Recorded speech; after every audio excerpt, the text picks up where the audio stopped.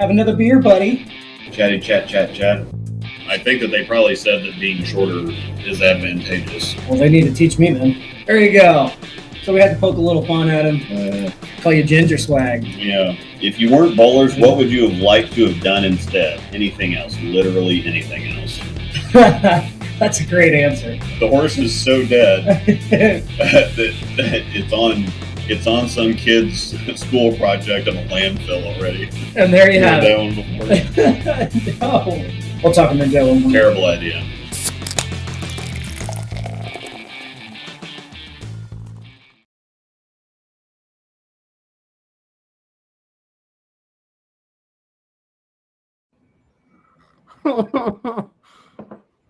I was like, what in the world just happened? Yeah.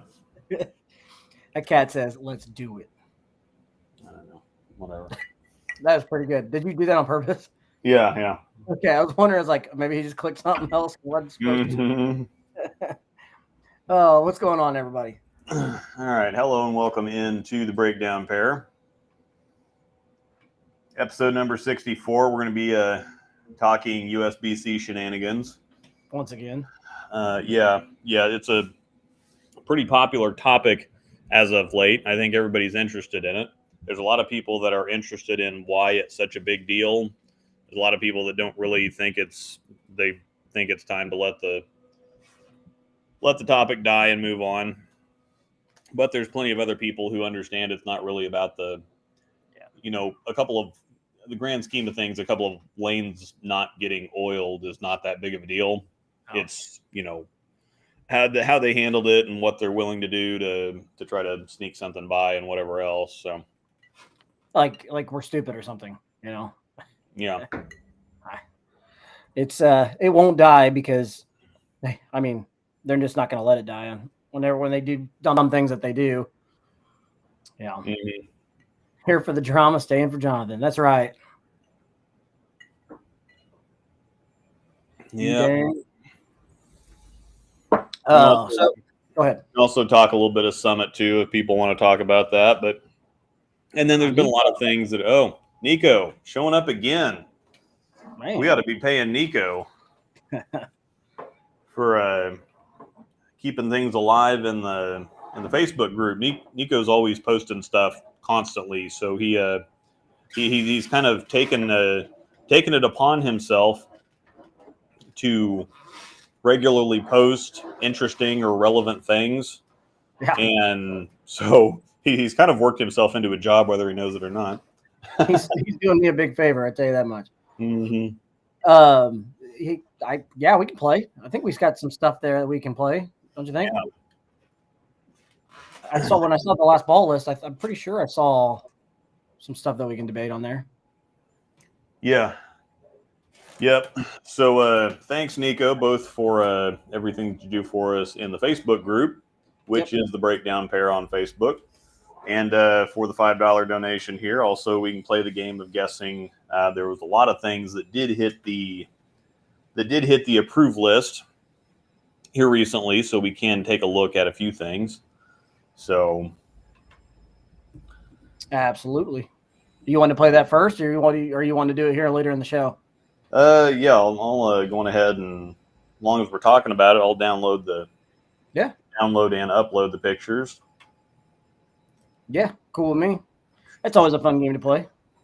Mm-hmm. Everybody that's saying hello in the chat, what's happening? Thanks for coming in and hanging out with us tonight. Been a couple weeks since we've done one of these, and I think we had Memorial Day kind of sandwiched in there too. So, but we did do back-to-back weeks here a couple weeks ago. So, USBC just gives us something more to talk about. Yeah, well, and it seems everybody seems to be wanting to talk about it because Sweep the Rack's been talking about it quite a bit. Yep. And those guys are growing. I don't really so much watch. I follow them on Twitter, and I watch a lot of their interactions with other people, and I don't catch the shows, or when I do, I don't catch very much of the shows.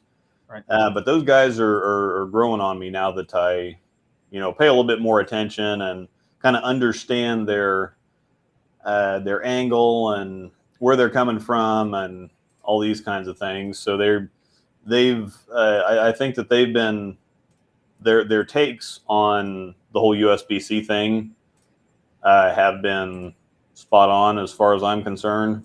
I agree. Yeah.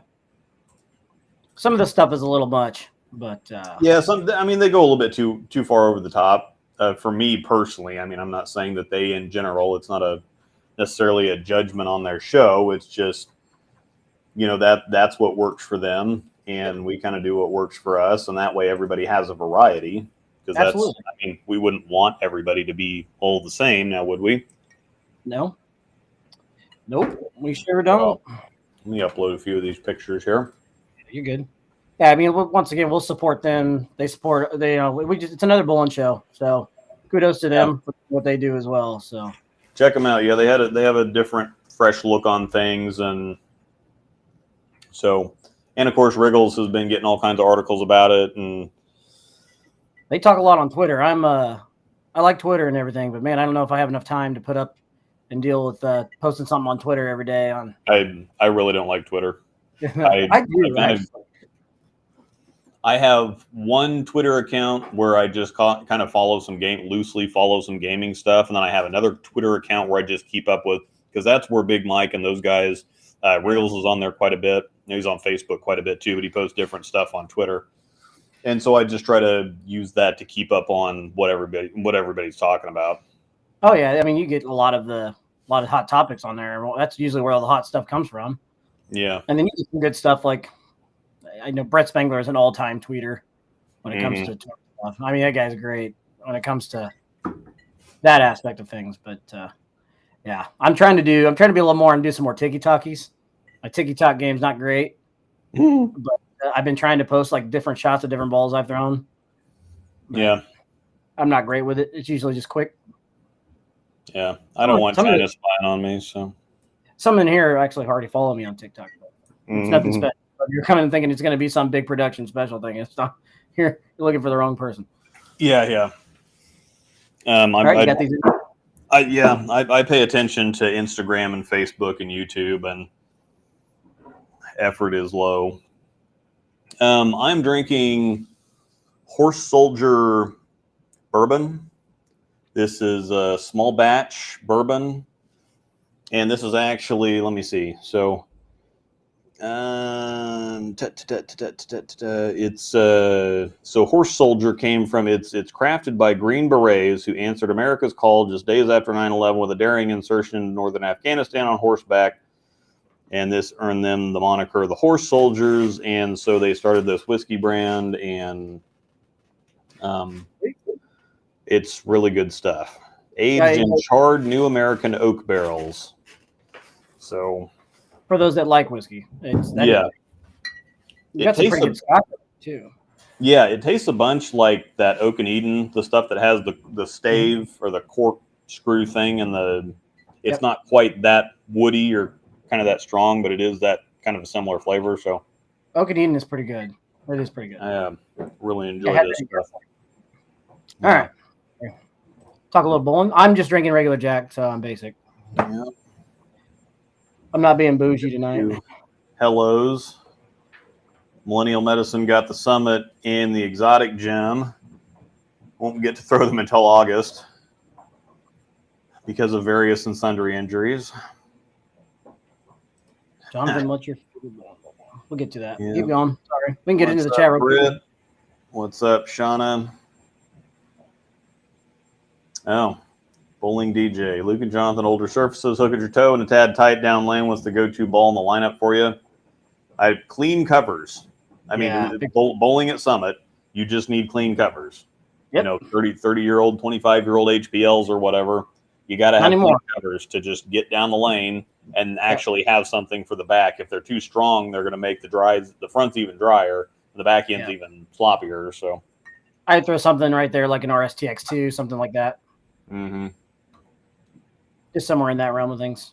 Maybe even a high road. I could probably look at. That's a good question. Yeah. So I have to show this just because of who it's coming from. Hey, Josh. Your game is on point. I respect it. I had to show it.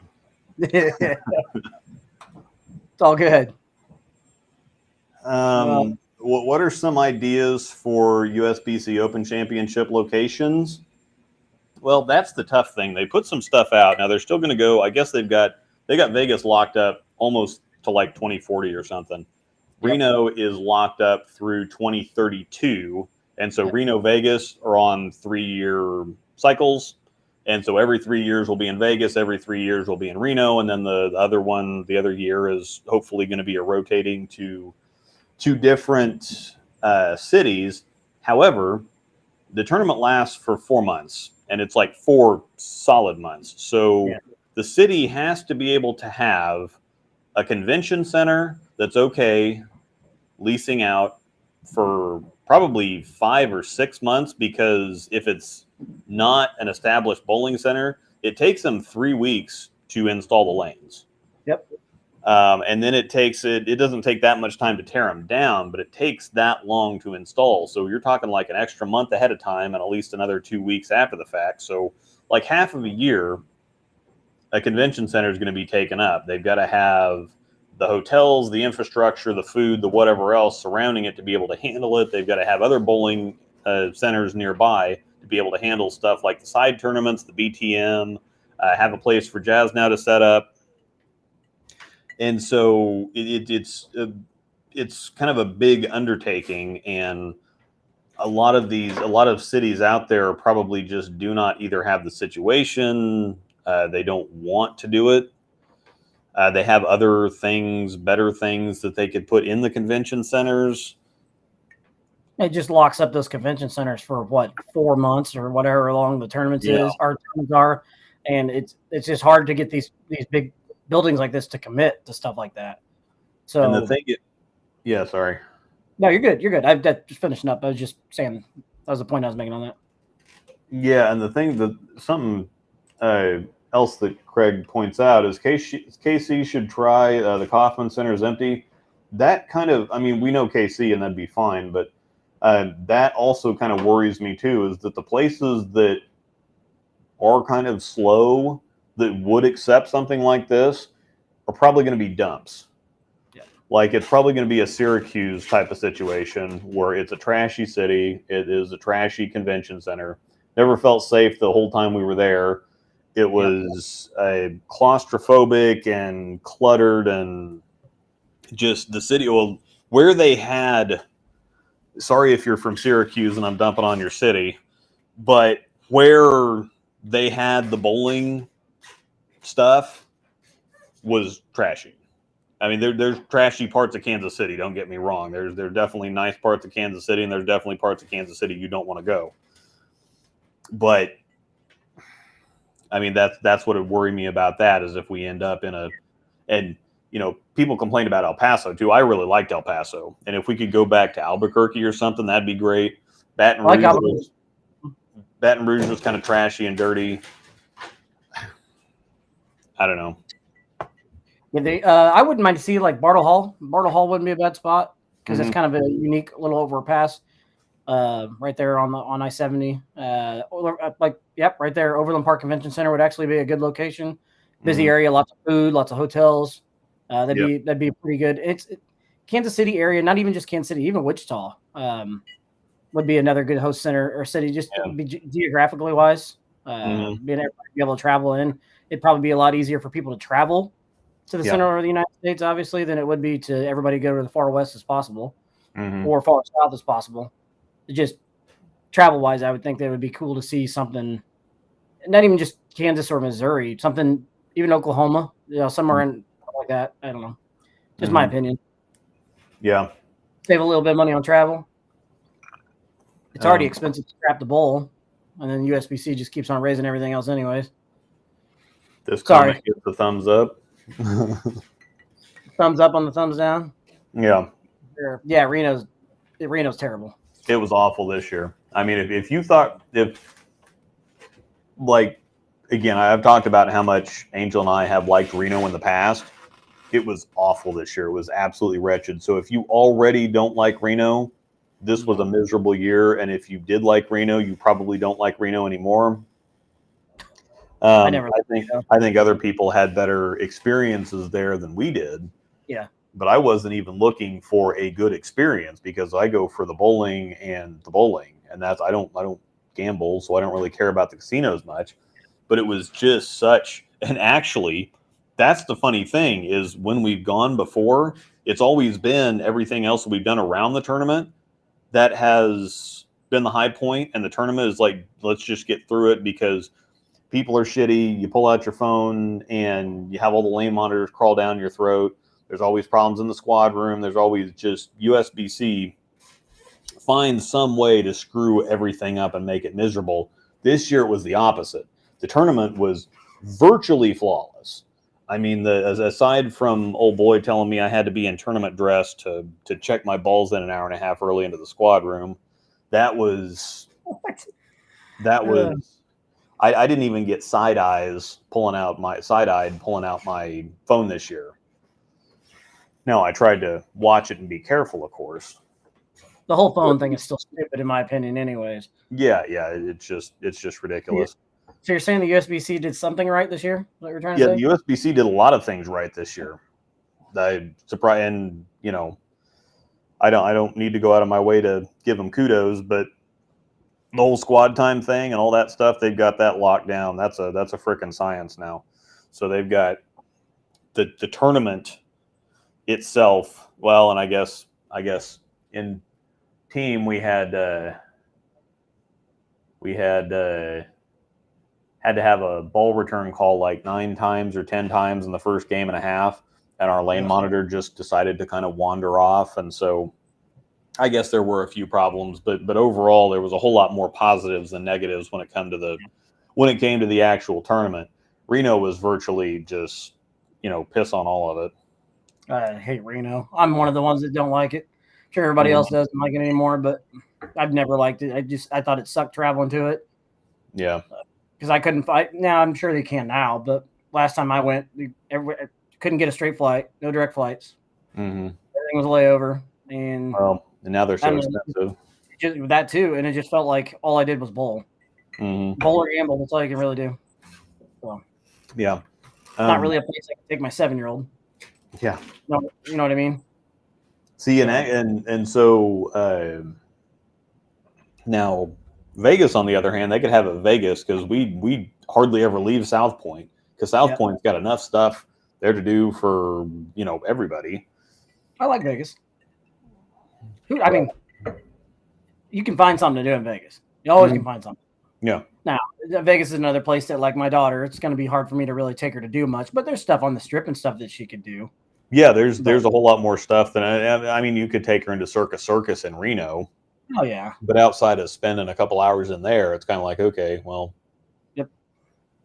Yep. So I try to avoid Reno. I probably won't go back there again.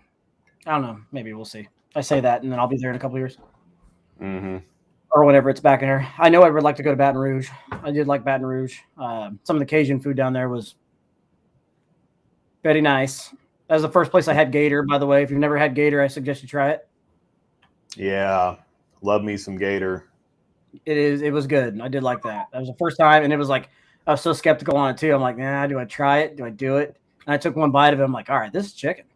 It's pretty good. Gator tastes a lot like frog legs. Oh no, you're not getting me to do frog legs. No, I can't do it. Yeah. I'm gonna have to pass. I guess we can kind of lean in here too. So I mean, unless you're still working the chat here for a minute, I know you wanted to get to the balls, overseas balls, but I am curious to hear a little bit of your thoughts too on after the Kegel's comments came out. Yeah. And the rest of the handling from the USBC. I mean, you've got Gigi Mason's whole situation. And there's a little bit to unpack there too. That's going to be long once we get into it. I do have these balls uploaded. So frog legs and sour beers. No. Hell yes. No. Absolutely not. That's a thumbs down. We need a meme. Brand new IQ Tour got trashed first ball of DS. Rip. Yep. Rip. Yep. All right. What we got? So, all right. So a few of these are going to be obvious, but,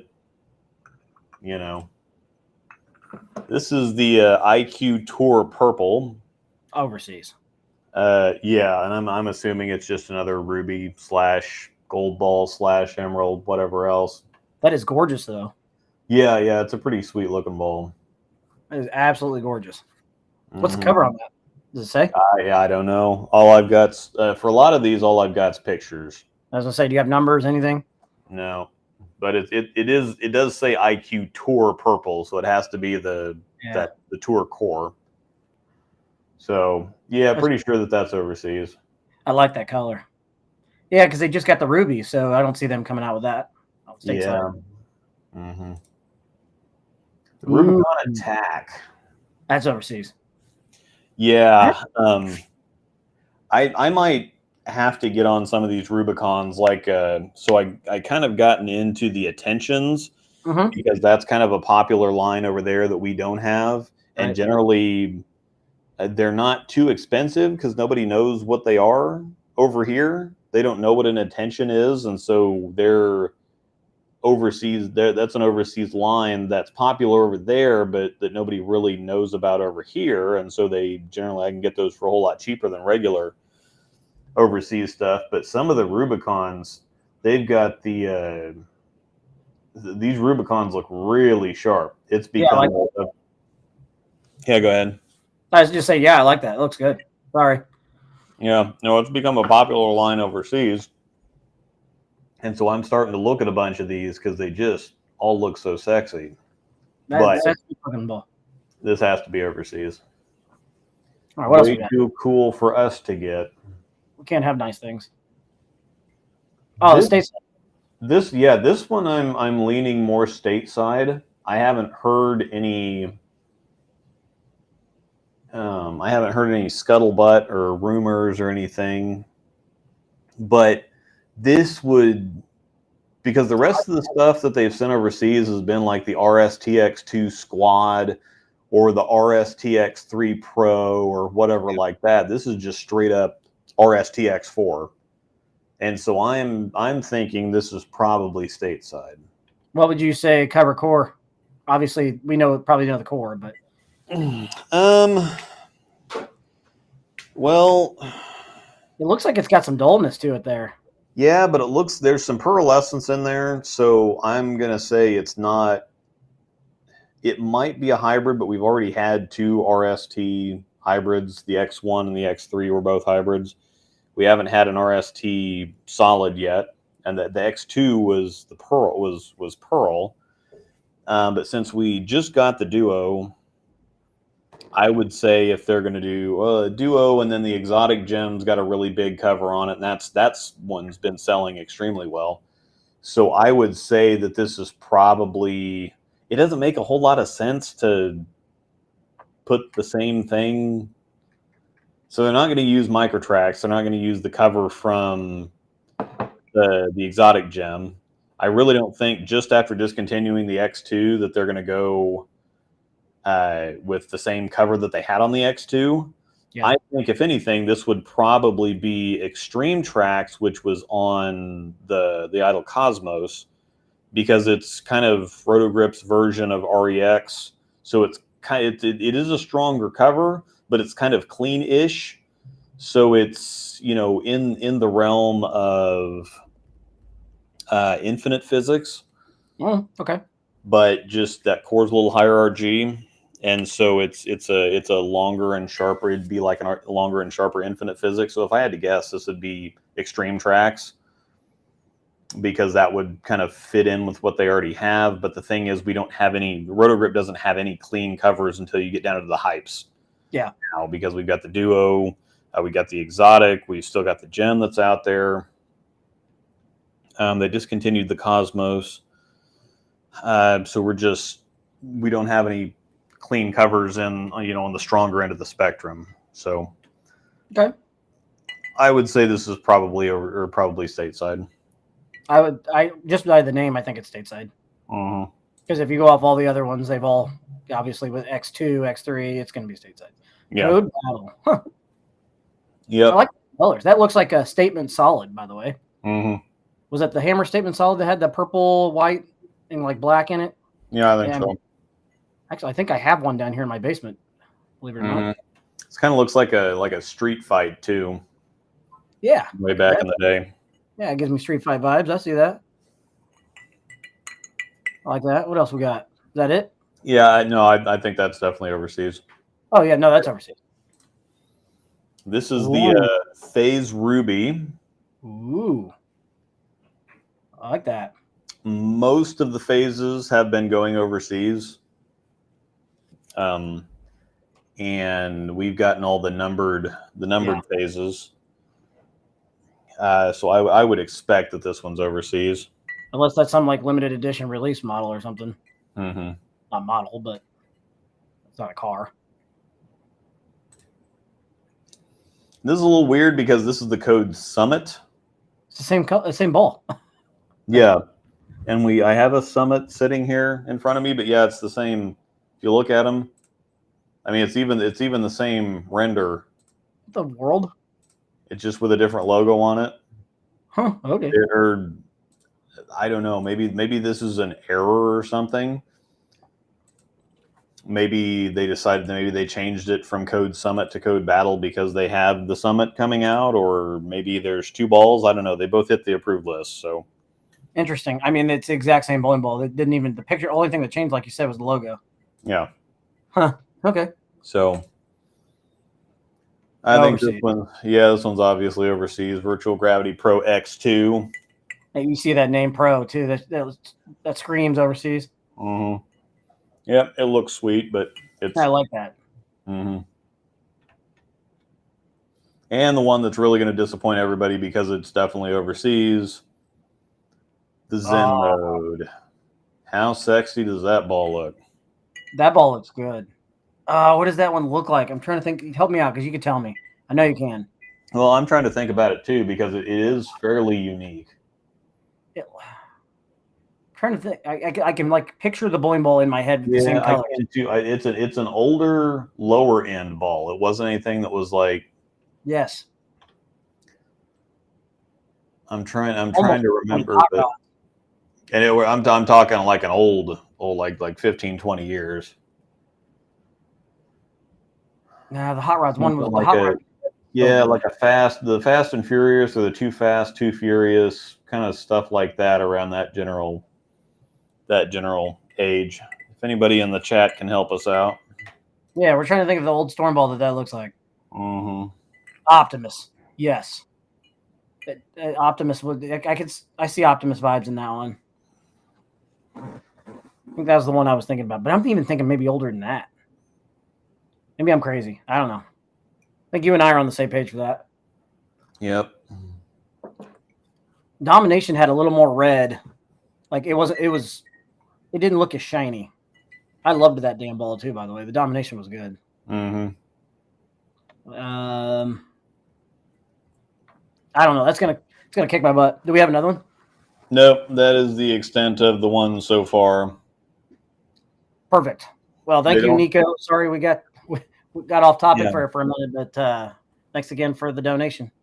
Yeah, they don't have the Bowl Expo is coming up here pretty quick, and I haven't seen anything that looks like a stateside release that would, aside from the X4 maybe, I haven't seen anything that looks like it would be a Bowl Expo release hit the approved list yet. So that X4 is definitely coming stateside, I think. Yeah. That might be like one of the more obvious ones. Mm-hmm. But it's like we were saying, the overseas stuff usually has those weird names, like the Virtual Gravity did. Pro X2. That's my take, anyways. Mm-hmm. If the Phase 6 doesn't come in a version of TX23, possibly Pro, I'll be disappointed. Yeah. All right. Last question, then we'll get to the rat killing. Uh-oh. Literally and figuratively. Got Sunstorm, the lettering colors coming out. Would you recommend? They have the Pro Shop has all kinds of paint sticks to fill the logos back in if they come out. So just run it into the shop and they'll have a paint stick to fill that back in with. Barbed wire. Let me pull up the. Yeah, maybe it is the barbed wire. They're gonna make me look at it now. Not quite. The barbed wire looks like the track hex. It's kind of teal and silver. Oh yeah. I mean, similar pour, just different color. One of the wires, though, Yeah, because there were several of there was the hot wire, barbed wire. I never threw any of those though. They had the razor wire, barbed wire, hot wire. Let's say I thought there was a razor wire too. Yeah, the razor wire was pink and purple. So I don't know. Too fast. Was it too fast? The ball? I think Rage has got it. No, the too fast was kind of dark green and bluish purple. Sorry, the top comment just got me. Just won 2 local USBC events for a whopping $41 profit. Yeah. Don't spend it all in one place. Yeah. That's about how much I got back from Southwest. Yeah. So, anyhow, let's have some fun. Yeah. So, to try to quickly catch everybody up with the USBC situation, or to recap, at the Queens, lanes 38 and 41, they started practice and the balls were hooking off the lane, and they're like, well, there's something weird going on here. And they were told by USBC staff, oh, we ran the tapes, there's nothing wrong, everything's fine, just go ahead and bowl. And they basically kind of strong-armed them in to just bowling. Yeah. And so other people were noticing, other people were taking videos, it started showing up on social media, whatever else. Some of the women pushed the issue, they went to protest, or they just, again, they said something like, Jasmine, Gigi, she put something on Facebook, and she said, I don't know what these mofos have us bowling on, but I'm, throwing a plastic ball from Fifth Arrow. And then Elise Bolton got on her YouTube channel, and was talking about the situation. They both got fined, and come to find out, USBC, after everybody had been talking about it for a couple days, USBC put something out and said, hey, everything was fine. All the reports on social media are inaccurate. We ran the tapes. Everything's just fine. And anybody that knows bowling or bowling ball reaction, has ever bowled in their life, knows that something was not fine with what was going on. It was obvious. Yeah. And so basically USBC said, screw y'all. You guys are all stupid. There was nothing wrong, puffing out their chest. And it was just topography. Or giving dumb excuses like that, like it was topography. Re-oiling for the next squad completely fixed it, but it was topography. Yeah, a miracle. Which the sad thing is that they're bowling so complicated, and there's so many people that know so little about bowling, and a lot of the bowling, the ball manufacturers and whatever else, kind of use people's misconceptions. They use rumors. They use things that people already think to sell them stuff. Just like a strongest ball ever shouldn't be a marketing term. Biggest back end shouldn't be a marketing term. Hitting power shouldn't be a marketing term, because that's acting like all these things are actually important. Yeah, it's kind of like it's like one of those things. It's like saying a driver hits the ball further than anything else. It's like, well, if you're hitting it a mile the wrong direction, that's not helpful. Right. It's one of those things that just because something is or like a golf ball, this one spins more than any other ball. It's like, well, you may not need or want spin. Just saying that it spins fastest spinny ball, that shouldn't be a marketing term necessarily, because they're playing it like that's a good thing. And it's like, well, it could be a good thing. It could be a really bad thing, depending on, the situation, what kind of player you are, whatever else.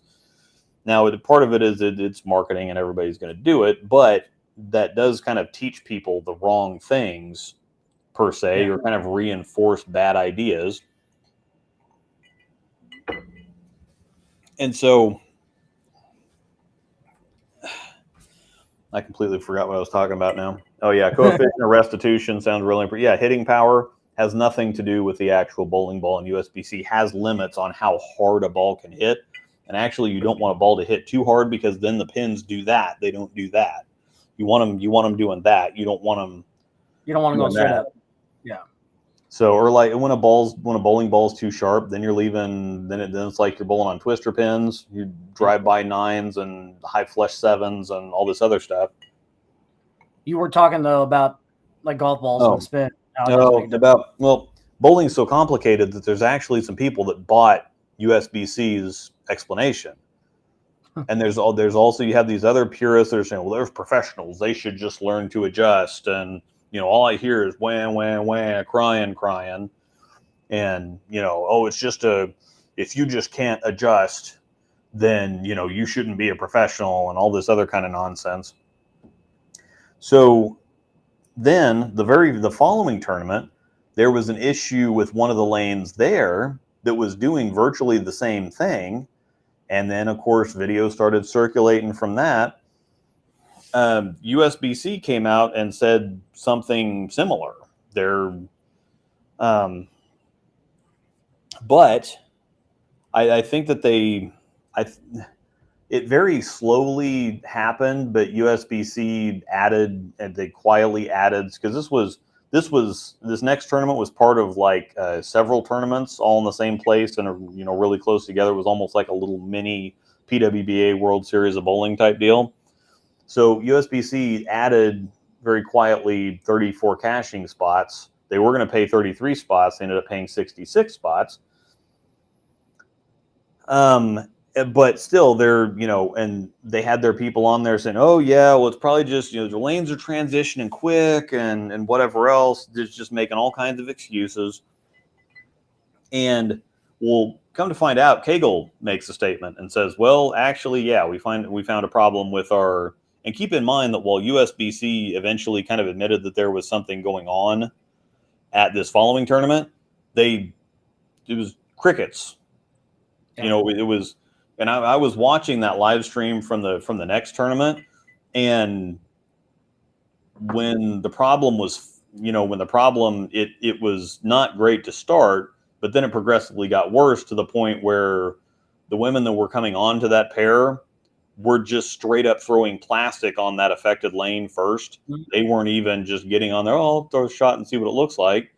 It's like, no, the reps had told them, it's like, oh, this lane's screwed up again, too, like at the Queens. And so you just need to throw plastic. And so they were starting with plastic, from where they needed to start with plastic. And so there was obviously something going on.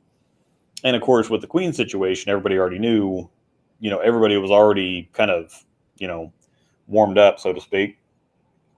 Oh, all it did was just light that fire again, really. Yeah. And so that's all anybody was noticing or talking about. Well, while USBC admitted something there, again, still it was crickets about the Queens, and it was still, they didn't issue any apology. They didn't go back on anything that they said. They didn't refund any entry fees. They didn't refund any fines. They didn't nothing.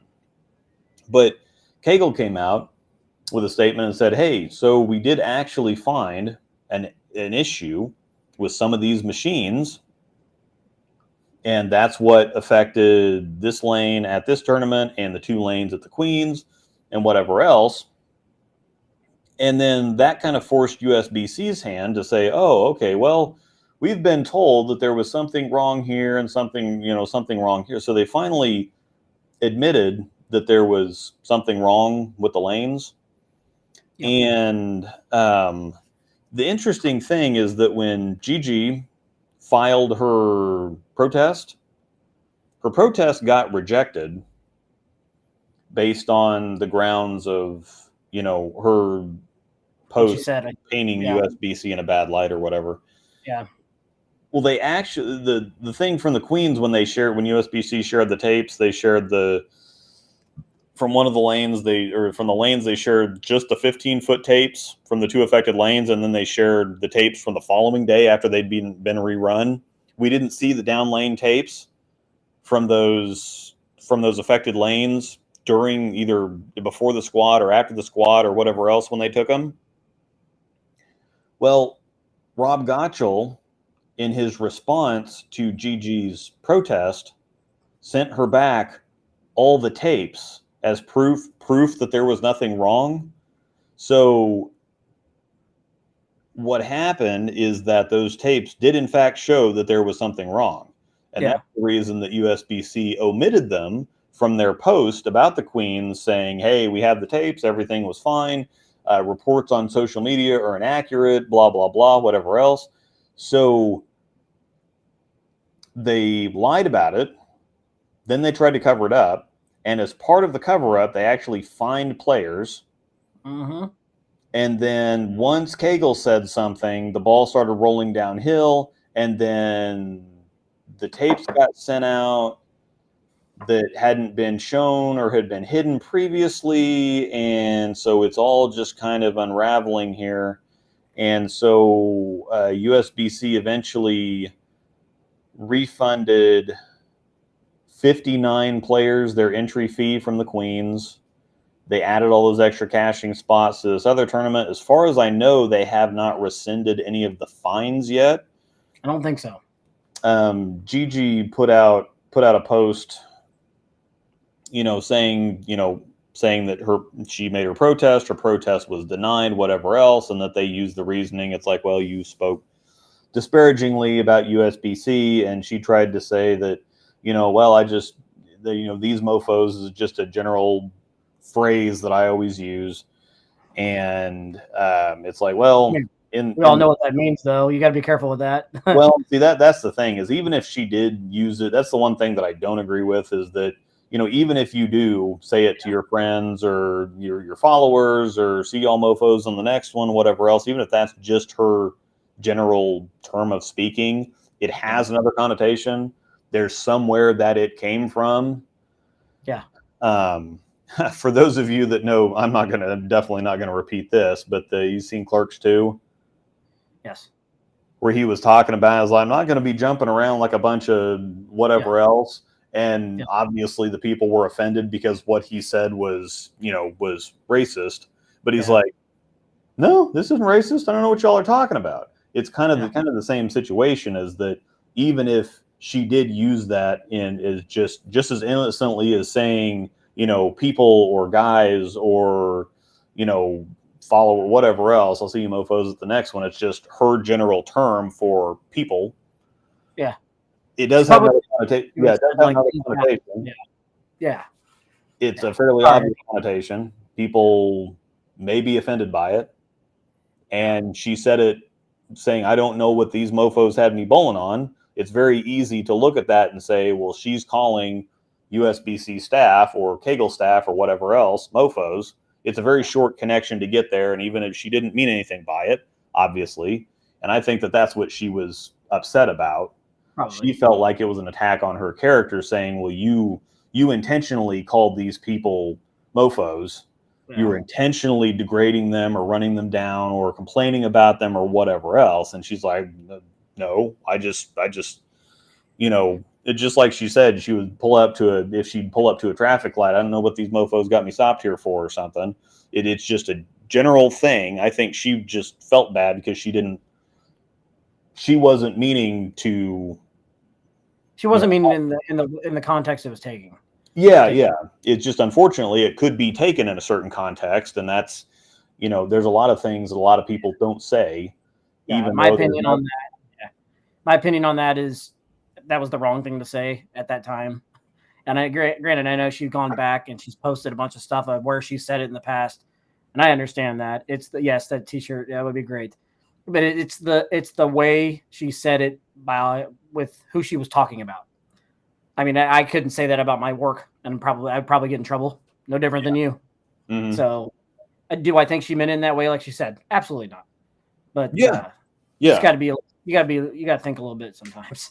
Well, that's kind of like that's kind of like when Big Mike wrote that article that Wriggles posted, and then I wrote an article, and I just said in general, sometimes people sound like arrogant assholes or something when they're running people down about bowling, and then Big Mike, well, I thought you called me an asshole, and I'm like, oh, no, that's not the context, not what I meant.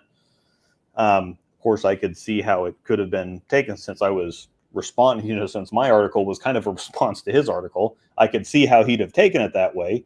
And so that's why sometimes, even if something's innocent, even if you don't mean anything by it, you just can't say it because there might be another meaning, another connotation, whatever else. There's been people that have been, well, especially because Belmo got fined for just posting the picture about what's going on with this behind the curtain thing. He got fined for asking a question.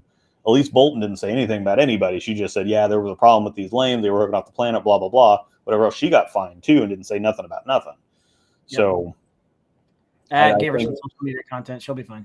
Yeah, I think unfortunately Gigi doesn't really have a case as far as that goes. However, this is grounds for, before, like a couple of lanes not getting oiled is not that big of a deal. You tell somebody about it. Oh, okay. Well, yeah, somebody walks out on the lane. It's like, oh yeah, there's something wrong here, whatever, machine malfunction. Just run them again, give them a couple of minutes extra practice. Maybe the squad starts 10, 15 minutes late, or that pair is just a little bit late getting started, whatever else, while they're fixing it. Not a big deal. The fact that our governing body that is, integrity for the sport, future for the sport, blah, blah, blah, whatever. The fact that they lied about something and covered it up and then fined people as part of the cover up, that should speak volumes about USBC in general, especially in this kind of a situation when all they had to do is say, oh yeah, we had a lane machine malfunction. These things happen. Sorry, we'll take steps to ensure it doesn't happen again, blah, blah, blah. But they didn't do that. Yeah. They lied and they covered it up and they fined players that already don't make any money doing this. Yeah. Which leads us into Sydney Brumett. Mm-hmm. Which I know everybody wants to talk about the Sydney Brumett situation. Yeah. So we'll talk about something that got roasted on social media this last weekend / end of the week. Yeah. So final point really quick about the GG. Well, I guess we can probably, but the players actually have grounds for a lawsuit at this point because they did lie about it. They covered it up. She was fined. I mean, the fine, I would think, could probably, because it could be argued in court that it's like, well, she said she was talking about, I don't know what these mofos have me bowling on. These mofos being, lawyers, that's a really short trip for a lawyer. Let me just say that. Yes, it is. So maybe the fine stands or whatever else. But, this is past just mismanagement. This is into corruption. And it'd be a really short trip for a lawyer to get everything back, plus damages, plus defamation of character, because that's the other thing is when they're fining her or whatever else for speaking out about something, fining her to keep her silent or quiet her up or whatever else, that could be seen as defamation of character too. And so it just there's a whole laundry list of things that she could sue him for. Oh yeah, I am curious to see what the fine amount was though. Probably like $500 or something. That's kind of typical for a. I would say I haven't heard an amount. I would guess $500. That's still pretty steep. That's an entry fee. That's a nice round even. That's an entry fee. Yeah. Which there you go. Leads you to. I mean, you can go off that one right into the Sydney Brumett thing, and the Sydney Brumett thing gets hairy too. Mm-hmm. Boy, she's been roast. That got even worse. I don't know Sydney. I have never heard good things about Sydney. But I don't personally know her. However, just speaking on this situation, she got on to one of the telecasts and they were talking about the whole situation. She works for Kegel and she also is on USBC's board of directors. So number one, that there's going to be a huge conflict of interest there, which is probably mostly not her fault because of, the kind of terror that Chad wields. But she got on the telecast and started talking about, it's like, well, I only had them, the lanes 4 boards different. And she started saying all this stuff. And then she talked about how well USBC handled the situation. And she says, like, well, yeah, the lane just felt like I was bowling downhill and whatever else. It just, by talking about it, really kind of exposed herself and made a complete fool of herself. Yes. Some people that she was actually bowling with saying, oh, bullshit, that's not remotely what happened. She was not playing them 4 boards different. And when it feels like you're bowling downhill, that means it feels like the ball won't hook enough. It's like you're bowling downhill, the ball picks up speed and won't make the corner. Bowling uphill would mean that the lane was too dry and had trouble getting it down the lane. She might have misspoke, whatever else, but when you're speaking about such a simple term that all, especially professional bowlers, know, that's something that if it does come out wrong, you correct yourself instantly because you know instantly that you misspoke. Yeah, it was. She definitely ruffled some feathers. Yeah, and it was bad enough for Wriggles to write an article. I generally think that she's a pretty good analyst or whatever on these shows. I haven't, there's some stuff she says every once in a while. It's like, yeah, I don't know, that doesn't quite sound right. But again, I give a little bit more leeway to the commentators because I've had just enough of an experience doing that it's not fun. It's not. There's plenty of times where you'll say really basic dumb shit because you have 15 or 20 seconds to get a thought across. And sometimes you find yourself just going to the well and saying some stupid, overused figure of speech or whatever. But at the same time, she had time to talk about this and just talked herself into the ground. Wriggles wrote an article about it.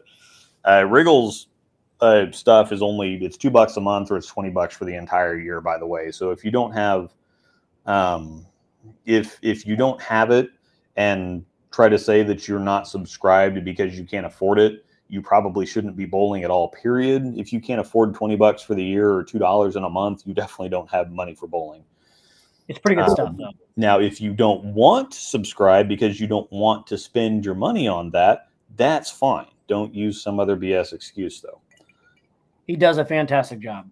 I'll give him that. He does a really good job. He's got articles constantly all the time. I have no idea. He doesn't sleep a whole lot. That's about the only way that he gets stuff done. Oh, yeah. No, that guy probably doesn't sleep at all. Ice Cube is melting way too fast. Mine is too. It's actually the same one, and it's all watered down now. Yeah, that's what I'm going to say. But yes, it is warmer outside. I don't have a ton of thoughts on the Sydney Brumman thing. Like I said, she opened a can of worms that she probably should have just let die. And okay, I know she was asked about it, right? But I'll play damage control and think of something to say to turn the conversation away from that. I mean, yeah. Well, she was trying to explain the situation, and I think kind of partially trying to talk herself into Chad's good graces because she was one of the players that was on those pairs. And she's on the USBC board of directors.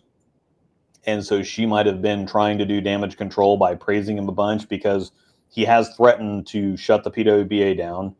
Not recently, but in the past. That's kind of how he holds his power over the women and gets them to kind of keep their mouths shut and go the direction he wants them to. Because USBC runs the PWBA. And so if things get too out of line or whatever else, he'll just shut the tour down. I'm surprised he hasn't done it yet. Yeah, he hasn't had a big enough problem to do yet. And bringing it back is still, one of the few things that's on the positive side for USBC is still having the PWBA. Oh no, it is. It really is. But he's finally catching some flack over some stuff on the PWBA this year, and he, gosh. I just saw the comment up top. That's so bad. I can't put that one up on the screen. Sorry. We're not gonna be able to share that one. I'll just say that everybody watching refer to the comment section. Or go back and watch it later if you watch with the comments. Yep. Turn the live comments on.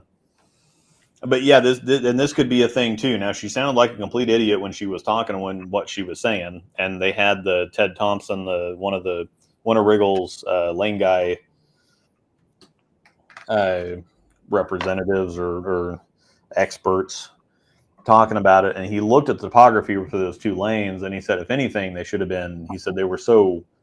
A couple of the pairs were just so close that nothing explains it, and one should have been a little bit the opposite of the other, if anything. And so his general thing is like, it just doesn't sound like she knows what she's talking about. Adam Floorboard's different. Sorry, yeah, that one still got me. When I heard that, I was even like, "Wow, you got to be joking here, right?" mm-hmm. Well, the other thing too was now. This is skeptical. Or this is, you could be assuming, not skeptical, but assuming the missing footage from Bowl TV went away for a while too. That was the other thing that got people all fired up. All the Queen's footage is gone now from Bowl TV. It's not back yet. I thought they brought it back.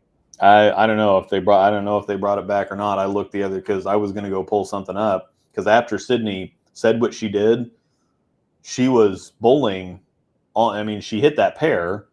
Yeah. And everybody, as soon as she said what she said, immediately went there. The other players called bullshit on it. I wanted to go check out and see, okay, exactly what was going on. Where was she playing? And it was gone. So. Yeah, that was the other thing that was like, everybody's wanting to go back and look. And then all of a sudden this footage from that everything's supposed to be archived gone. And that's another thing that everybody was like, okay, what the hell's going on here? Protecting her probably is all they're doing. Mm-hmm. I don't know. It's not like they're protecting Chad. And he does what he does. He's going to do what he wants to do when he wants to do it anyway. Yeah. I don't know what we can do as an organization to do it. And I don't know how many times people have said, well, if you want to make a difference, maybe you should go apply for this stuff, or maybe you should be a state representative for your local association, or maybe you should put in to be on the board of directors or whatever. It's like, it doesn't work like that. It works like a lot of the time you see in these old, these old shows or whatever, where, the law enforcement's bought and paid for, the politicians are bought and paid for, everything's rigged. USBC is rigged. The board of directors is rigged. It's just like to become a gold coach for USBC, it really doesn't have anything to do with how good of a coach you are or what you know. You can get the level 1, bronze and silver, whatever. But to become a USBC gold coach, it's all about kissing the right asses and saying the right things. It has nothing to do with how good of a coach you are or how much you know. Well, the level 1 testing, I looked at it one time just to see what it was. And the level 1 is like basic crap. Like, it's so easy to obtain that. Yeah. A lot of it's outdated too. So. Oh, very.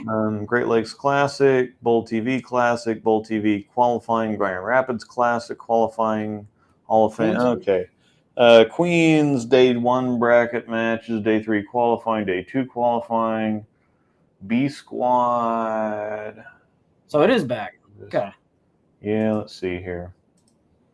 Somebody said, what do you think about the Motive Raptor? So let me see. Well, let's just see here. A Squad qualifying round 1, lanes 35 through 38. Are you trying to pull it up? Yeah, 37, 38. Yeah, I got it to come up. I'm going to see what if SB is in fact Sydney Brummett. I see Rena Sabo, 35, 36. Rena. Meanwhile, yeah, lane 38. They're just in practice already. That's a Sydney Brummett sighting. Was she on there like game 1? Yeah, she was on that pair the very first game. Oh, I want to see a couple shots. Yeah, I'm looking right here. I think she was. Well, and the thing was that somebody told me that she was playing straighter than everybody else was, and I just saw one that she put like right down 3, and it got all the way down the lane on 38. Still in practice. Oh wait, Find it. That's a little too far. Oh, it's a 3 hour and 30. Oh yeah, this is hilarious. Okay, I got to show this. Okay, so you did find it. Oh, yes. Is this Sydney Brummett's shot? No, I'm working on it. It's hard to adjust all over the No, place here. Yeah, I get Let it. me- I get it. Let's see. Share screen. Share. So here we go. Watch this shot at 38 is on the right side of the screen. That's Rena there, isn't it? Jeez, zoink. Picking off the 7-pin. Sydney's right behind her. Yeah, That's Rena. Yeah, Rena is on 36. So I scrolled ahead and I looked, and then There's Sydney over there. yeah. Okay, so look at 4 boards difference. Yeah, and did you see her reaction? She laid a shot down on the 3 board and it crossed over and went Brooklyn. So let me see. This thing's going to be awful touchy just because. It's her reaction after she sees it too. To say that they weren't different. Give me a break. Mm-hmm. Give me a break. I mean, her body language even just said, "Holy shit." Okay, so she's over there and that lane's fine. Here's the other girl on 38. That's Brooklyn. All right. So we're scoring. So she said she played them 4 different.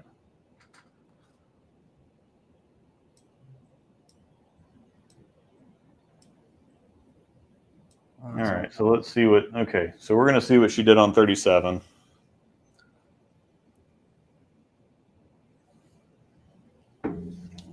Watch this. USBC is going to find this and put a copyright strike on my video. Probably. But this is fair use because we have 2 other people on the screen and we are providing commentary about the selected show.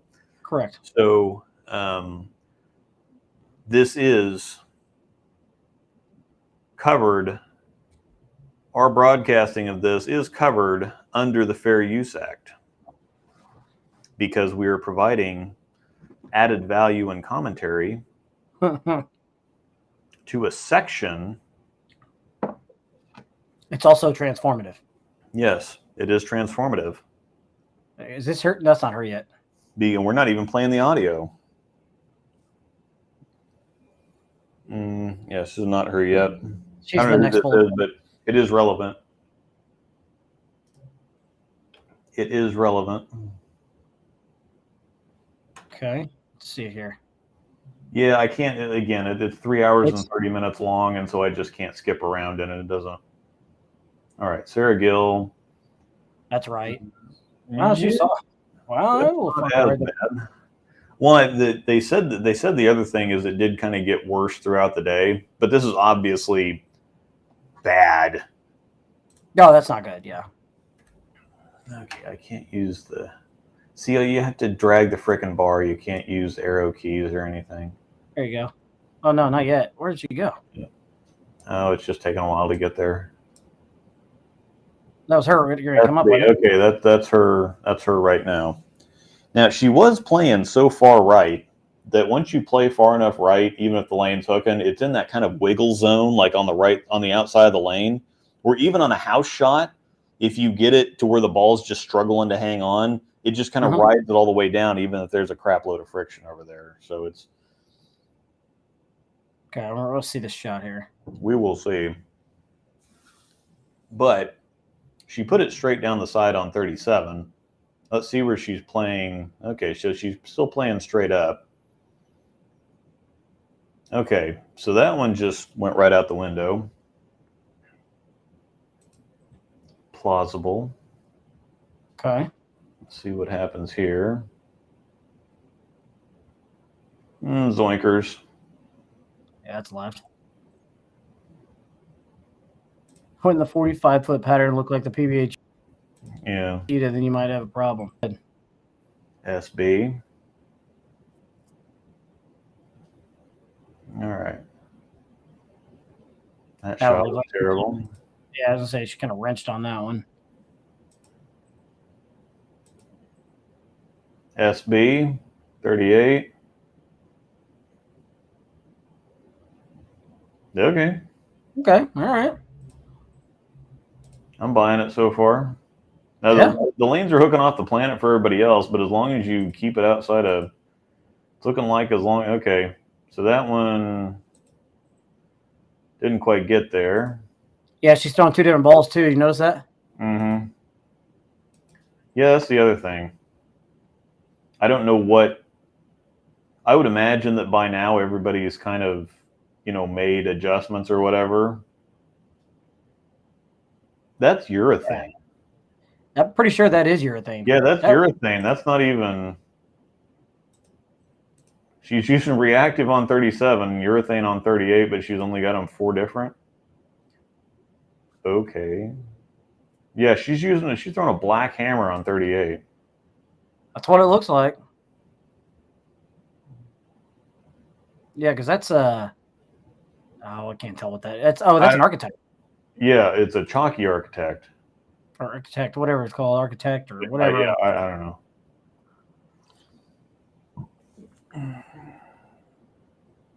Yeah, that's urethane.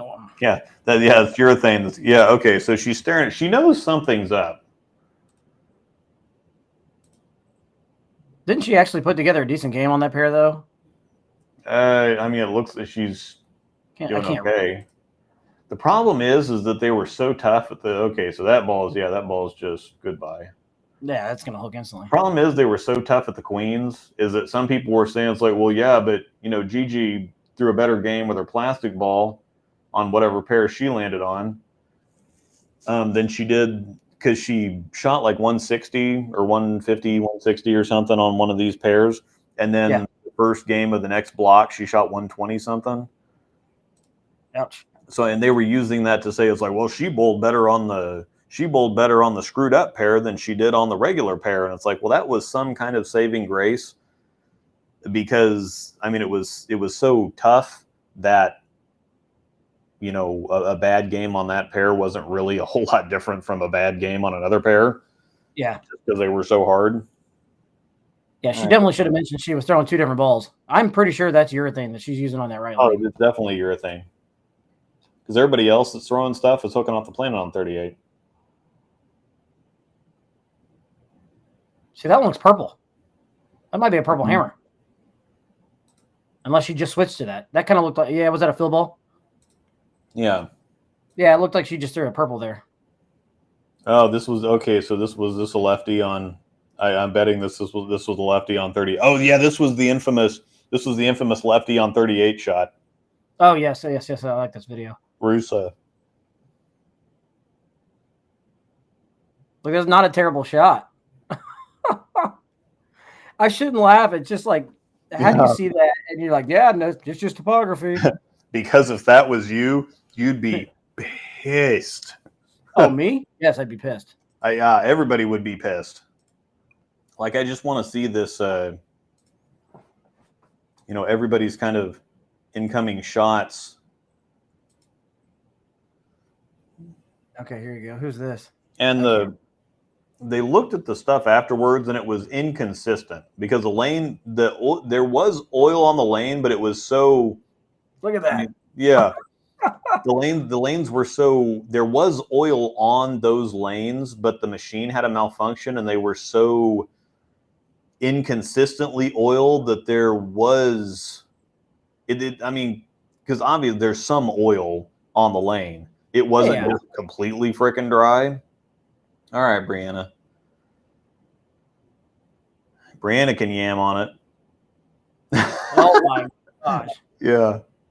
Yep. Nothing to see here. There's no problem. What are y'all talking about? Reports have been greatly exaggerated. See. All right. See what adjustment she makes. She looked like she missed that one, right? But well, she actually moved in. She didn't take out the 10 pin on that one.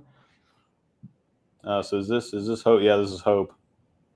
Hope Gramley. Love me some Hope Gramley. And yoinkers. Surprised she didn't. So, Brianna's what? Look at it. So she's talking to Dino there, because I think Dino Castillo is their tour rep, or Yeah, one he's of their one of them. tour reps out there. Yep.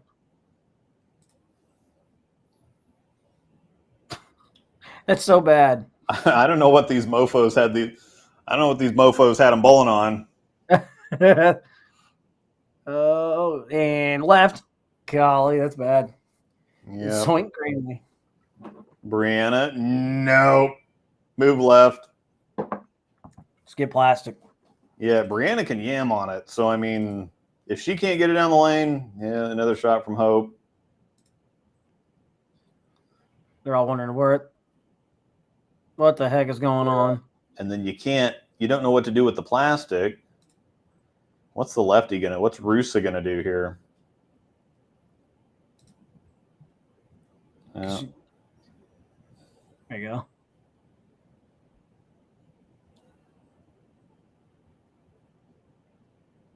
Still hooking. My goodness. All right, so I'm gonna fast track it up to Gigi. I think she hit it game 3, game 4, something like that. Yeah, I don't know what game she hit it. I just know that when she did, they were flying just like they are now. Okay. Man, I don't know how you can read that. Oh yeah, look at their face. Yeah, look at their facial expressions. Okay, so Victoria Johansson.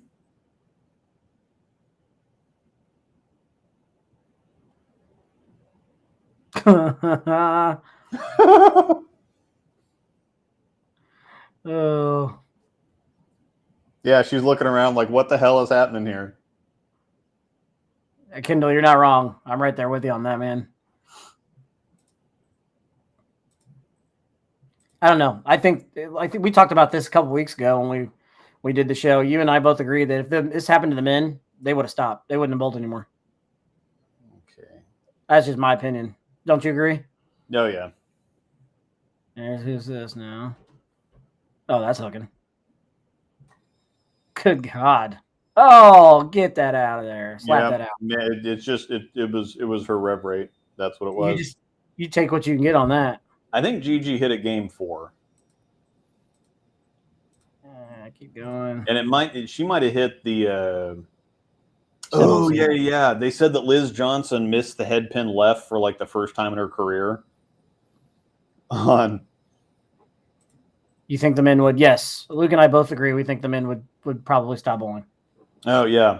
Yeah, this is the infamous Liz Johnson missed the head pin left for the first time in her professional career or something like that. She looked down at the slide, though. Yeah, but you really think that Liz Johnson, it'd be like saying, oh, yeah, Norm Duke missed the head pin to the left the other day. Let's see. I think she was looking at the heads. Yeah, it didn't look like she had any slide problem. Just the ball hit the lane. Oh, okay. Okay. Like at first, I thought she was maybe looking at like a slide sole or something. Like yeah, let me go back and see if I can get the white screen. loads. Okay, that put me all the way back to the top. Grand Rapids, Queens, day 1 bracket, day 3, day 2. Let me see. A squad, round 1 main, because that would have 38, and yeah, that would have 38 through. Oh no. So they didn't have 40, 41, and 42 on. So it's all good. Anyhow, yeah, Chris, I think detour. It'd be a little bit different of a situation if the USBC did own the PBA, but they don't. So with the way it is now, I think they would have stopped. Yes.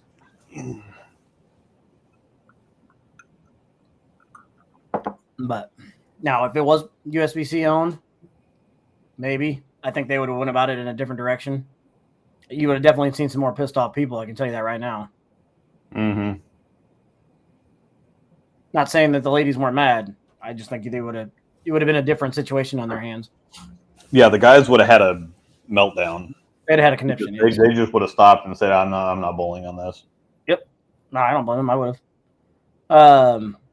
Do you want, or did you have any more points on this, or do you want to just play with the chat for a little bit this last 45 minutes or so? No, I had another kind of a segue into what do we think that the bowling's going to work? Because I had another kind of a conversation about the whole string pin thing. Yeah. Yesterday with Dave and Mike. And of course, those guys aren't fans. I'm not necessarily a fan either. I'm just a fan because Chasten Pojas put up a picture. He was bowling on strings in Hawaii or something like that. Yeah. And there was a bunch of times where the string knocked the 7-pin over. And while I'm not necessarily, I would bowl on them for the novelty, but I don't want to bowl on them in like a league or tournament situation. Correct. And I don't have any issues with them being certified on their own, separate from free fall. If you tried to lump them all together and say, yeah, everything on strings and everything that's all together, that I would have a problem with that.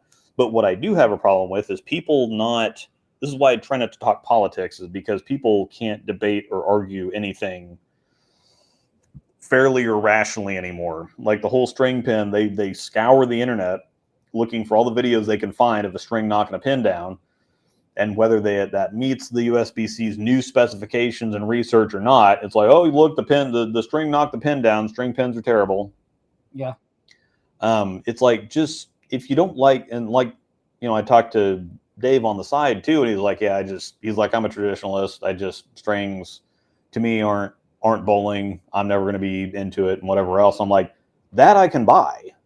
Yeah. But somebody else trying to work angles and obviously not reading any of the research or not even thinking about it or not whatever else and trying to use a bunch of reasons to justify their opinion, that's stupid. And I don't think it's fair the opposite direction if USBC is skewing the research or working angles, because they had a very different tune at this time last year when they said, yeah, we've been doing the research and it's too far off. String pins are too far off for us to certify them. Then all of a sudden, there's the PBA League Bowler certification. It's like, wait, strings, they work, they're fine. So. Yeah. I mean, yeah, I was kind of like, I agree with you. The same thing we've talked about in the past is I do it for the novelty of it. I'm pretty traditionalist as well. But I also, if it's going to be something that's going to help our game grow and stay around for the foreseeable future, then yeah, I'd have to get on board. You know what I mean? Mm-hmm. So yeah, I think it'd be fun to bowl once. Casey here bowled the tournament in Hawaii. He said the hits were crazy to say the least, and I would say that would tell me that those pin setters were not adjusted to the USBC, the new research certification, whatever. Or if they were, that would definitely not agree. All the hits from just the few shots that Chasten posted, those hits were definitely not jiving with USBC's research in any form, fashion, function, way, whatever else. So, because they said that, it was like one hit out of every 100 where the string was actually having a factor. Yeah. They were 0 for the field on, like the 2-8 was really easy. You just had to send the 2 in front of the 8 and the pin would take the string would take the pin out and everything would be fine. And, but they said that they completely eliminated those weird hits for splits. And then they said that it only affected like trapping a 7-pin or a 10-pin or whatever else. 1% of the time, or less than 1% of the time, or something like that. Yeah. So where do you think, let's say 10 years from now, where do you think percentage of bowling centers are going to have them? Well, and that's the thing, is that there's a lot of places that would rather put strings in than get bulldozed. Yeah. And I've heard that there's some places that it's just like, well, if they're going to help the numbers that much, and that's the other thing, is places are having trouble finding parts. And that's the thing, is the question's been brought up. It's like, well, if they already have perfectly functional machines, why would that would be more expensive to tear all that out and put strings in rather than just continuing to go with the machines that they already have. Like if it's a new bowling center that's being built and a fresh install, that's a different story. But the problem is that parts are getting hard to come by, mechanics are getting even harder to come by, and strings, There's a guy that watches the show, and he says he's got a string center, or he's friends with me on Facebook or something. He owns a string center, and he said he can train a teenager how to safely operate one in a week. He said that his summer help he can have trained up in a week, and he says it's very safe. That's another thing, is that traditional bowling pin setters are very dangerous. Yes. So not only do you need to have a mechanic that understands, that has years of experience to be able to operate and run these things, switch out parts, whatever else, they also have to know how to operate them safely or work on them safely. So it's bigger than just when I don't want my pins to have strings on them. It's a whole lot bigger consideration as far as safety, insurance, finding parts, cost of a good head mechanic, whatever else. Because if you can pay a kid to work the front desk, and you can pay him $10 an hour to work the front desk, and occasionally go untie some strings or something that got tangled up, that's a whole different story than having to employ a mechanic. At $1,000 a lane bet or whatever. I've heard something about a lot of Bowlero centers are looking to move to them. I don't know what area they're looking to do it, but I would say all the Bowleros are probably going to do it because they're a for-profit business and they're not terribly concerned with. Now, it's interesting because they own the PBA, and there's no way that the PBA is going to bowl on string pins. That's just not going to happen. People would revolt, and they would lose kind of their cheap advertising, as they put it. Yeah, that's not going to happen. But I don't know if they're doing it like in a certain market where they're looking to do it. I heard something about there's Bowlero in Florida that's moving to it. I think heard something about some others are going too, but I'm not sure. Yeah. Imagine hearing a two-handed bowler saying they don't like string pins because it isn't real bowling. Remember when two-handed bowling wasn't considered real bowling? Yeah, it's fair. It's fair. That's the other thing, because in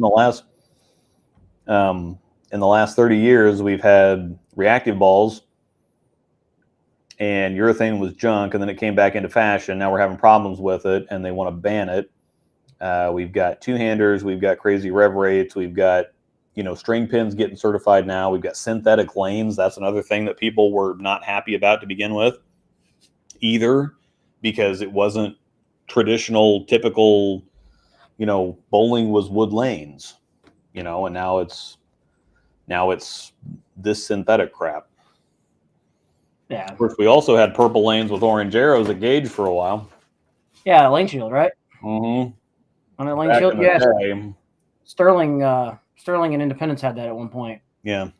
And that lane shield, holy Santa Claus shit. That's like high friction stuff. Yeah, yeah. Super It starts strong. out like really wet, and then you might as well just take a match and light it on fire. Yeah, I always said that the best strategy was to bowl 2 games and go home. Yeah. Because it was always like 260, 200, 160. Yes. Like, because they just got torched, super, super soft. It was held in place by static electricity, so it would actually move around. It was like a 1/4-inch thick laminate or something that laid over top of the lane. And I remember too that when it got torn, Gauge would cut the torn sections out and just put clear packing tape over the hole. A lot of centers did that because it was like the cheapest thing to do for them to get towards the synthetic stuff. Yeah, sorry. It worked. Very good. It worked for what they wanted it to do. It's just, my goodness, that stuff was interesting to bowl on. That's for sure. Yeah, it was supposed to be, once wood centers got on their last resurfacing cut, the lane field was a cheap option to buy them like an extra 5-6 years. The problem is that it only ended up lasting like 2 or 3. Gauge had it for 7 before they finally put the synthetics in there, and now nobody likes the synthetics. Yeah, no, they just put those in 5-6 years ago, right? No, it's been a little longer now. Yeah, it's been like 15 years now, believe it or not. Has it really? Yeah, because they put let me try to remember, because I think the lane shield was gone before Angel and I got married. Maybe not. It's at least 10, 12 years old. The synthetics have been in there for at least 10 or 12 years. I swore when I first moved out here, they still had the lane shield here. Mm-hmm. And I remember everybody was like telling me about gauge, and I'm like, God, this is nothing. We built on this is Sterling.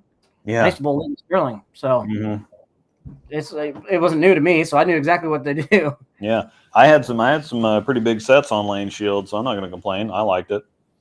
Oh, I didn't mind lane shield at all until game 3 when it just blew up. Mm-hmm. I mean, like I said, it's like taking a match and lighting it on fire. But yeah, it didn't tear equipment up. I didn't have that problem. Yeah. Nico wanted us before we can talk about it before we're done, but Nico said something about wanting us to talk about Springfield. I don't want to talk about Springfield. I don't either. Springfield was not good. Yeah. I shot like 630 in team. You had 6 something in team, didn't you? Yeah, I had 6-0, 6-10, something like that. And then doubles was terrible. I made money in brackets in team, which 6-0 makes money in brackets in team. I did too. In Springfield. I actually made 150, 200, something like that in brackets, just shooting 630. Yeah. In team. So I caught good draws though too. It was one of those days where I didn't catch James in anything. I didn't catch Trevor. Yeah. Didn't you end up catching like one or both of them? I caught way too many of them in game 2. Uh-oh, you just got a super chat. Oh, super chat. $19.99. Dag nab heckin'. Is that Kiwi? Is that how you pronounce that? Look at you go. Thank you. Thank you. Appreciate it. Got a question or anything you want to ask? Cheers. You always do that. The floor is yours. Yeah, Springfield wasn't fun. We had a good time, though. We went to a killer brewery. That brewery was exceptional. Food was good, and the beer was good, too. Yeah. So good, I got stuck in a hiccups fit. God, I had the hiccups for like 15, 20 solid minutes, because I still had them when we got in the car. Oh, miserable. Yeah. Oh. Have you guys seen any of the PBA League tournament on YouTube, and what are your thoughts on it so far? I have seen it on there, but I have not watched a lot of it. I haven't had time. So, yeah, I forgot it started. It'd probably be interesting to watch, but well, the last 2 weeks we've either been in Springfield or we had a golf tournament this last weekend. So that's how you pronounce it. Oh, sweet. Yep. Yeah. So we didn't get really. That gets messed up every once in a while. So hiccup tantrum, more like it. Appreciate it. Yeah, I was. And I can see why scores are being shot though at Enterprise this year. I thought they were a little bouncier than I thought they'd be. Yeah, that was the softest I think it's been in team there before, for me anyway. I was a little frustrated shooting 630. I felt like there was a lot more out there than that. Well, see, I was too, but I think that because I was over on the rail by myself. Yeah, that's what I was whining about, because I shot 608. I missed 1 7-pin. My first ball average was 9. Oof. I only had 2 opens. I had 1 split and missed 1 7-pin. I had 13 strikes. For our team, right? Yeah. So for those that don't know, Luke and I historically don't get along very good with the Greater Ozarks Open. It just always feels like it's impossible to score. I don't care how soft they are. I just don't score down there. Not in Springfield.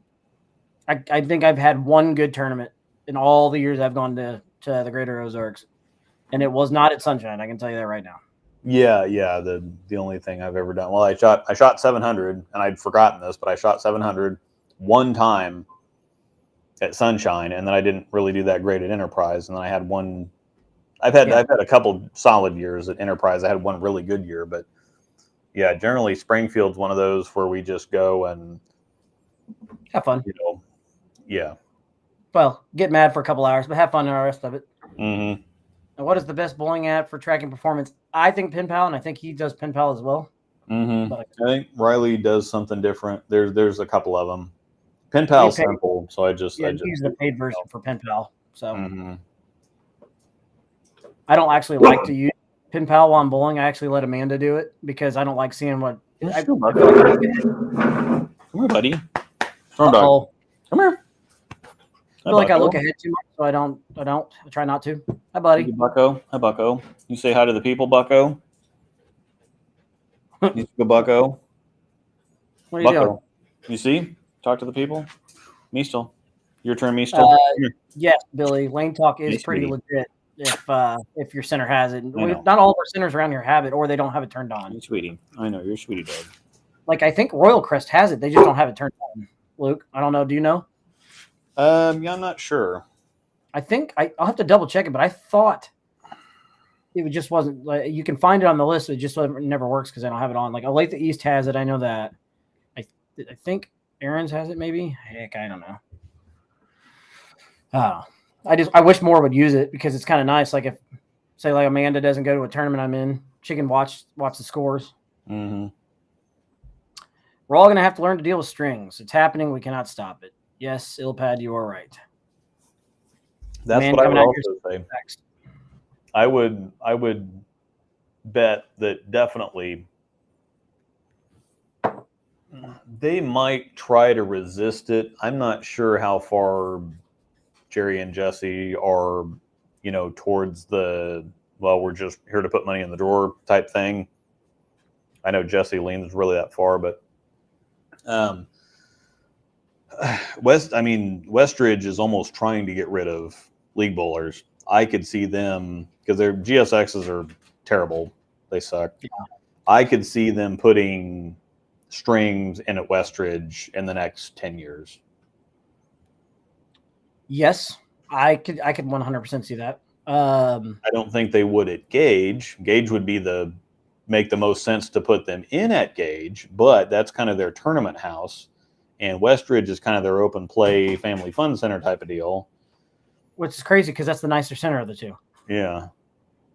But I'd much rather bowl at Gage personally, just because the racks at Westridge, like you said, nothing against them or what they do, but those racks are garbage. GSXs are just bad. They're just. I know the Friday night league that we used to bowl in. I know there's a lot of people that aren't happy about that. So, but they just, I guess they had a bunch of problems this year and stuff. So, nothing against them. Like you said, GSXs are they're hard to take care of. Yeah, they're just. This is referring to the PBA League Championships things. I watched snippets of it. Seems like the turnout hadn't been great. And yeah, they haven't had a whole lot of people there. It is the first year of the tournament. It wasn't really, the problem is that they opened it to all the PBA League members, the PBA League bowler members first, and then they opened it to everybody else. They didn't really advertise it much. No, and I think people are still used to going to nationals, but this would be something for people that that don't want to go to Reno, Vegas, whatever else. Just go to the PBA, because you can still be USBs. I don't think you have to be a PBA League certification member to bowl the PBA League Bowler Championships. Well, like us, for example, we didn't have a center around here that did PBA League certifications. Yeah. I think yeah, go ahead. I was just going to say, I think that's the other thing, is that people didn't really understand that, the PBA League Bowler members get first dibs. Yeah. But after that, then it opens up. If you have a USBC membership, that's fine.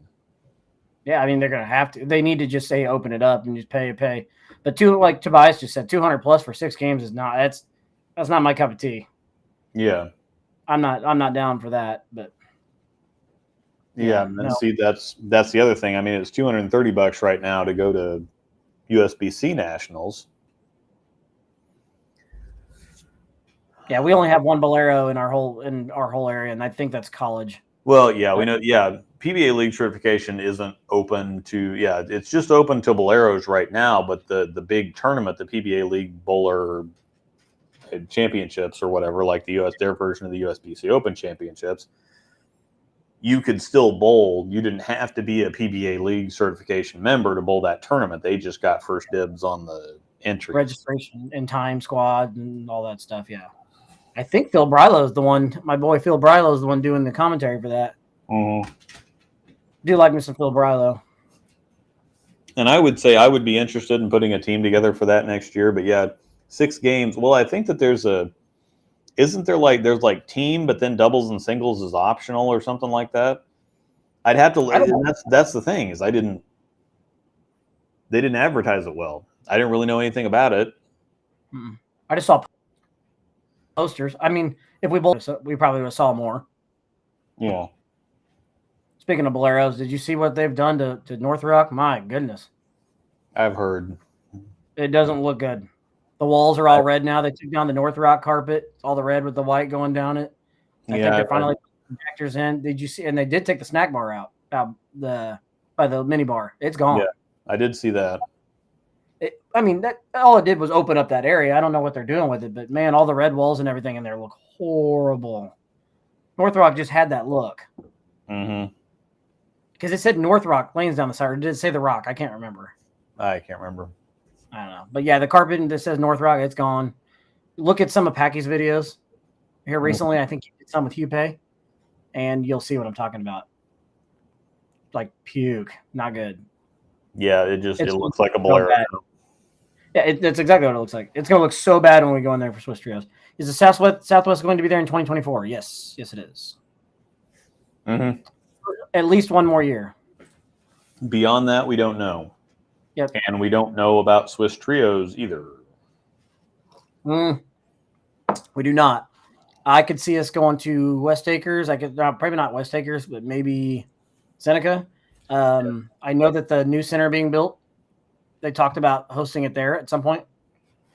Yeah. It's going to, but they're not. I mean, they're going to have to limit entries again because it's what 32 lanes. Yeah, that's the problem is that they would fill up at 48 teams, and cutting it down to 32. I mean, part of go ahead. Sorry. Part of the fun is that many teams. Yeah. Oh no, you're right. The only way you could probably figure out how to do it is if you find a way to do squad somehow. Mm-hmm. Something wrong? No. You see me looking up. I was going to get out a ball to show off, and I couldn't remember where it was at because I haven't seen it for a while. Kendall says you have to pay extra for the teams and doubles. Every doubles team is an extra 100, and I think every team you want to enter is an extra 200. Holy crap! They're going to have to find a way to tone that down a little bit. That's a lot. It's already ridiculous to go to nationals.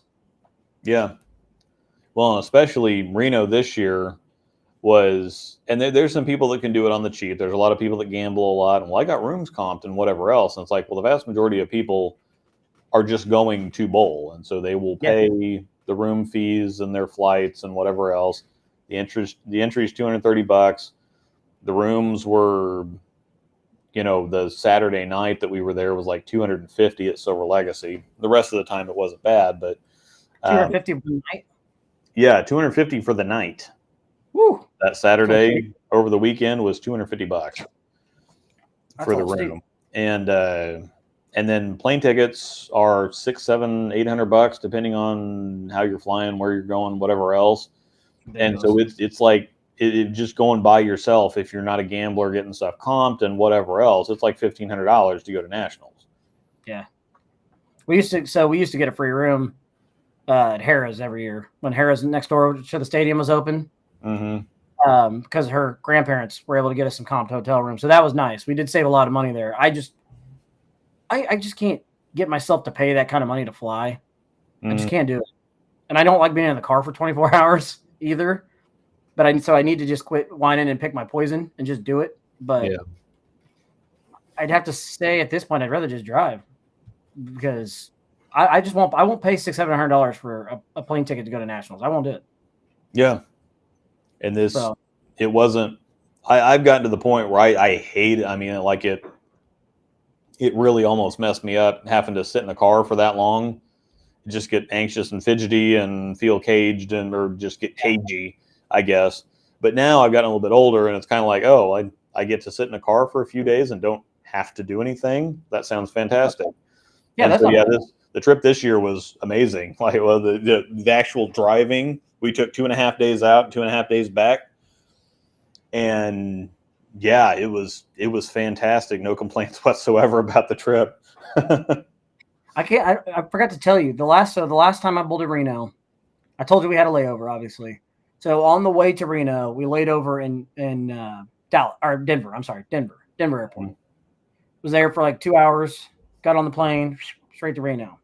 On the way back, our layover was Portland, freaking Oregon. Yeah. So we went from Reno to Portland, Oregon, all the way back down to Kansas City. And you want to talk about a long freaking day of flying? I was over. Never again. It's another reason I got turned off by Reno. That flight from Portland, Oregon to Kansas City was not very short, especially in the United States. I know Ilpad probably knows what I'm talking about. But yeah. Maybe not Portland, but is he from Portland? No. He's from near Portland, or he's close enough to Portland. That's right. Okay. I couldn't remember. I knew he's Oregon, but I couldn't remember which part. But he's in the Portland surrounding area, I think. Where they have a lot of trees and a lot of rain. Mm-hmm. Doesn't it rain a lot up there in Oregon, I think? I don't know. I was there. Their airport wasn't anything special. Maybe it was. It's been a while now. It wasn't that bad, I don't think. Denver's was pretty freaking huge. We got to Denver's when they just got a brand new terminal. Mm-hmm. So it was pretty massive. I know Tobias that's in here. He doesn't care for Denver's airport too much. Mm-hmm. You won't hear me talk bad about it. You can't talk about anything where the Broncos are from. Mm-hmm. Mile high, emphasis on the high. Yeah. And I need them Nuggets to go ahead and cover that spread tonight too. See, that's going to be okay. I'll be happy with the what are the numbers? Because I could have made a bunch of money on them, by the way. I have actually too. They've made me quite a bit of money here. The Nuggets have -9 was the over under last I seen. They are in Denver. I probably would take the over on that, or just cover the cover the spread. Sure. The other day the game was -3, Denver -3, and I'm like, oh yeah, I'm betting that all day. Yeah. And that was a game that they ran it over. I mean, they've overmatched Miami. Mm. I'm not a huge NBA guy, but if they're gonna make me money, I know where to bet. Yeah. I'm not either. Well, I will watch the playoffs when I can catch it because they play real basketball in the playoffs. The rest of the time, it's this kind of bastardized street ball that there's nothing going on. The guys just kind of jog and trot around, and we'll just, launch up a shot from here or whatever else. It just doesn't. Nobody plays in the regular season. Now you get in the playoffs, and it's good basketball. The series has been great, and the number just dropped to 5.5 just now. Man. Yeah. Oh, and then it just went back to 6.5. It's literally changing as I'm looking at it. Oh, there it went to 5.5 again. I'm booking that. Give me a second. Yeah. Yeah, take that. Take 5.5. I'm doing it right now. There we go. Don't mind me. Yeah. I promise you, I'm not promoting gambling on our channel. It's okay. We're in Kansas and it's legal here now. All right, there we go. Got it in at 5.5. So everybody in Missouri drives over here to put their sports bets in, and everybody from Kansas drives to Missouri to get their weed. Oh yeah, I know. Oh, it just changed to 6.5 again as I was betting it. Yeah, they'll cover that too. I think. Yeah, 5.5 is definitely more comfortable, but nope, it just went to 7.5. I'm being serious. Oh. It literally just went to 7. Yeah, the line they already started. So yeah, depending on the scoring going back and forth, yeah, it'll keep changing. No, I know. I was just trying to lock it in at 5.5 right there. I'm like, give me that number. Yeah. All right. But we can talk bowling balls for a few minutes here. Cliff's notes, if you're just joining us, the USBC is corrupt. Sidney Brummett's an idiot. String pins are the future. Yeah, string pins are the future. The summit is kind of ugly. It looks like if you don't look at any of the gold, it looks like an axiom because these are exact axiom colors. It's just the blue is, I think the blue is solid and the gold. So I think it's 1 part solid, 2 parts pearl as a hybrid. The silver and the gold are pearl and the blue is solid. And it is symmetrical, correct? Yeah, it's symmetrical. It's the strongest symmetrical core that they've made. I haven't seen where TX23 lands on the cover strength chart, but they said it's the strongest symmetrical ball that they've made, and it does outhook the Axiom for me. Granted, if they both had surface on it, would be harder to tell, but I like when I'm comparing strength differences, I like to compare them shiny because everything will hook with surface on it. If you shine them up, the strong covers will still get digged through the oil. The weaker covers won't. They'll just see you later. So I did shine both the Summit and the Axiom up, and the Axiom's a little longer and sharper than the Summit. The Summit covers boards easier. The Summit also covers boards easier than the Phase 2. The Phase 2 is stronger from left of fourth arrow, or from outside of fourth arrow, though, because it's just about as diggy, plus it shapes more. So this one disappoints me because it's too strong for me to throw. I've tried to throw it in leagues a couple times. I took it to Springfield with me.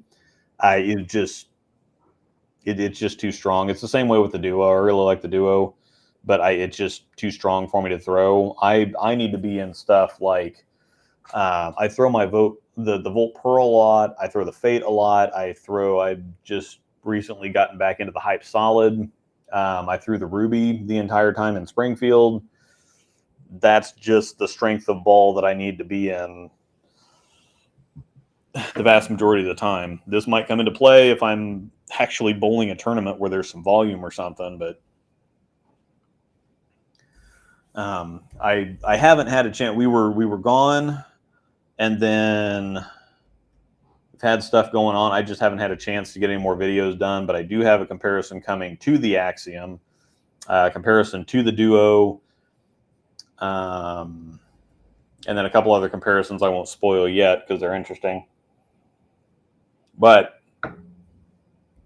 this is a beast. It's really good. I watched Jason Eubanks' video for some reason was in my recommended. He really likes it, and it looks ridiculously good for him because it's in Zen territory. It's like a big strong Zen that's not forward.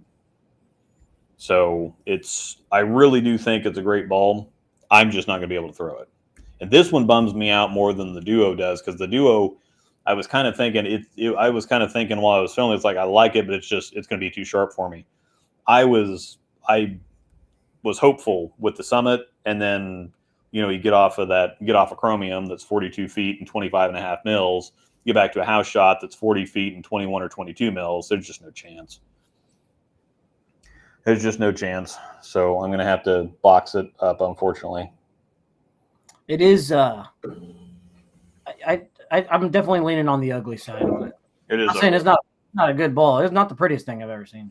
Well, it's got the same problem that the Insight had, and I said that if the Insight, instead of the gold, because it was silver and that deep cherry red, and then gold. If the gold would have been Axiom Pearl Blue, amazing.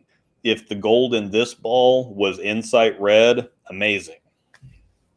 But it's not, and so and this again, I think, is unfortunately, like the Insight, is going to be a case of it's a really great ball. This will not be around at this time next year. It'll be discontinued before then, just because of the way it looks, and that is a damn shame because I think it's a great ball. I'm trying to find the one I was thinking about. Which one was it? One of the Attentions. Attention. Oh yeah. Yeah. Oh, there it is. And yes, Billy, playing. I would love to play golf under the lights. That would actually be amazing. Something I've never done before, and I know some courses do it, and that's pretty cool. So yeah, the Attention Black Pearl, love it. Amazing ball. Looks like a UC2, but I've seen a lot of the other Attentions that we haven't pulled the trigger on that I need to pull the trigger on. This is one that I actually did pull the trigger on. I've showed it before, but it's been a while. The Attention S. I like those colors. It's kind of got, it's got that really bright pink. This kind of tealish color is Phase 3 teal, and then it's kind of purpley. So yeah, this is freaking sweet. Oh, pretty. E-Trax Plus Pearl. So this has got the RSTX2 cover, and the core is virtually the Rubicon core. So we I should be able to throw this one, theoretically. right. Yeah, that's Summit. That's the first. I guess I saw yours in Springfield in person, so I guess you know, I say I don't think I've seen one like other than YouTube videos, and the YouTube videos make them look different than what we see right now. Yeah, it's gold, blue, and what else am I missing? I didn't have it out long in Springfield. Yeah, I didn't think so. Yeah, you threw the Ruby like you said the entire time. So yeah, there's just no point in getting anything else out. Yeah, nope, I get it. I completely get it. Did we hit all of our questions and everything in here? Yeah, I think so. I think we're pretty close to wrapping it up. So if anybody has anything final, then, fire away. Mm-hmm. We'll be back again in 2 weeks, correct? Mm-hmm. Looking at the date real quick. Yeah, 26. Like 26th. Yeah. I don't think there's anything going on. Because we won't see everybody before then. Happy Father's Day early to all the dads out there. Yeah. Hope your kids spoil you. Yeah. Last time you bought my trend disabled. 19 games this weekend. Used the Summit for 14. Dang. UC3 or Zen for open? I don't know. Righties, you can use anything on team. You need urethane, really controllable stuff on. Yeah. For singles and doubles. The Summit compared to the DNA, that's just not close. They're pretty different balls. DNA is big asymmetric. This is a big symmetric ball. The DNA it's like an earlier, smoother phase 2.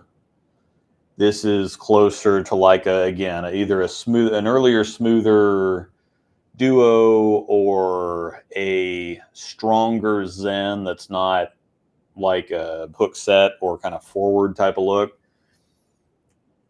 But the Summit and the DNA don't really have anything in common. What about a pin down Summit?